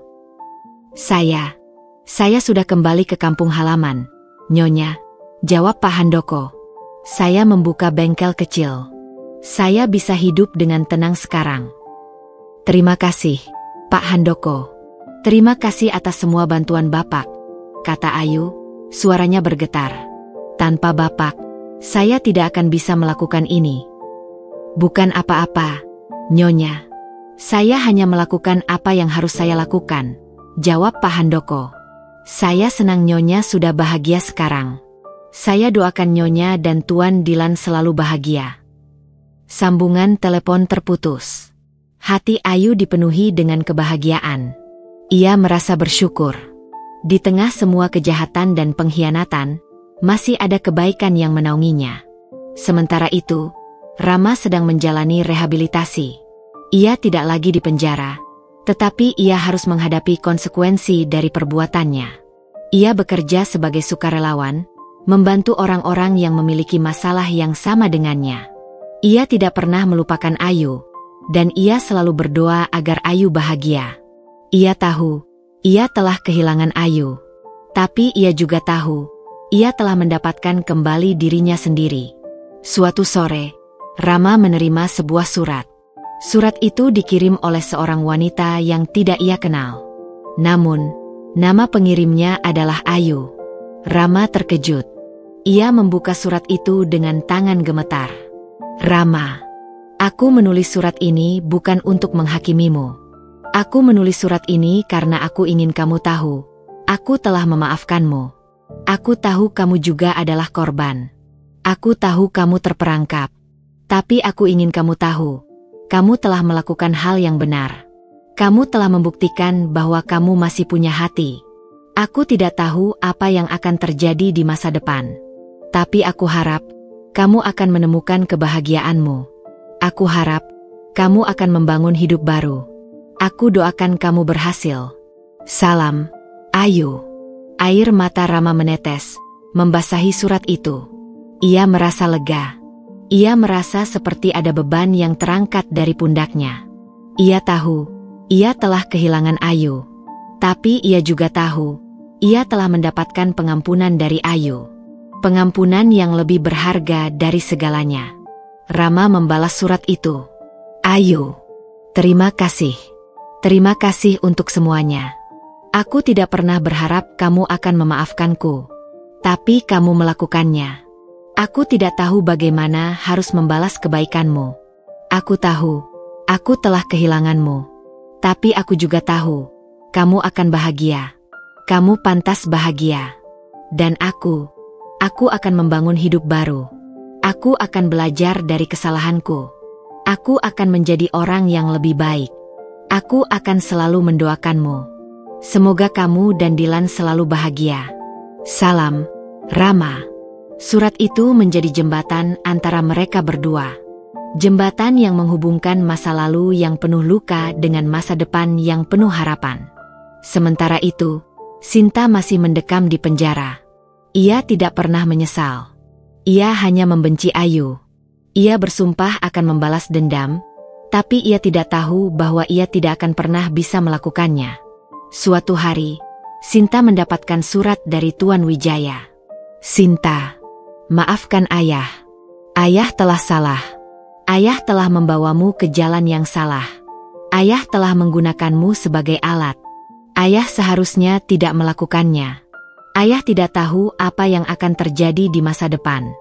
Tapi ayah ingin kamu tahu, ayah menyesal. Ayah menyesal telah melakukan semua ini. Ayah menyesal telah menghancurkan hidupmu. Ayah mencintaimu, Sinta. Ayah berharap kamu bisa memaafkan ayah. Salam, ayah. Sinta membaca surat itu, dan air matanya mengalir. Ia tidak pernah menyangka ayahnya akan meminta maaf. Ia merasa seperti ada dinding es yang mencair di hatinya. Ia tidak tahu bahwa di balik semua kejahatan, masih ada cinta yang tersisa. Ayu, di sisi lain, tidak lagi memikirkan masa lalu. Ia fokus pada masa depan. Ia fokus pada perusahaannya, yayasannya, dan Dilan. Ia telah menemukan kebahagiaan sejati. Kebahagiaan yang tidak bisa dibeli dengan uang, dan tidak bisa dicuri oleh siapapun. Suatu sore, Dilan mengajak Ayu ke sebuah tempat. Tempat itu adalah sebuah taman. Taman itu dipenuhi dengan bunga mawar putih. Ayu tersenyum. Ia tahu, Dilan mengingat bunga kesukaannya. Ayu, aku ingin kamu bahagia. Selamanya, bisik Dilan. Aku sudah bahagia, Dilan, jawab Ayu. Kamu adalah kebahagiaanku. Mereka berdua berciuman di tengah taman bunga yang indah. Ciuman itu adalah janji, sebuah janji untuk memulai hidup baru. Hidup yang penuh dengan cinta, kebahagiaan, dan kebenaran. Hari-hari berlalu bagai tetesan embun di pagi hari, perlahan namun pasti membawa kesejukan. Pernikahan Ayu dan Dilan semakin dekat, dan persiapan mereka membuat hidup Ayu kembali dipenuhi keceriaan. Cincin di jari manisnya, yang kini berpasangan dengan cincin Dilan, adalah simbol babak baru yang penuh harapan. Ia tidak lagi terperangkap dalam bayang-bayang masa lalu, tetapi melangkah maju dengan kepala tegak. Namun, di tengah kebahagiaannya, ada satu hal yang masih mengganjal di hatinya, ayahnya. Ayahnya telah kembali ke rumah, tetapi ia terlihat kurus dan lesu. Ia seringkali duduk sendirian di taman, menatap kosong ke depan. Ayu tahu, ayahnya masih merasa bersalah. Luka yang ia miliki tidaklah mudah untuk disembuhkan.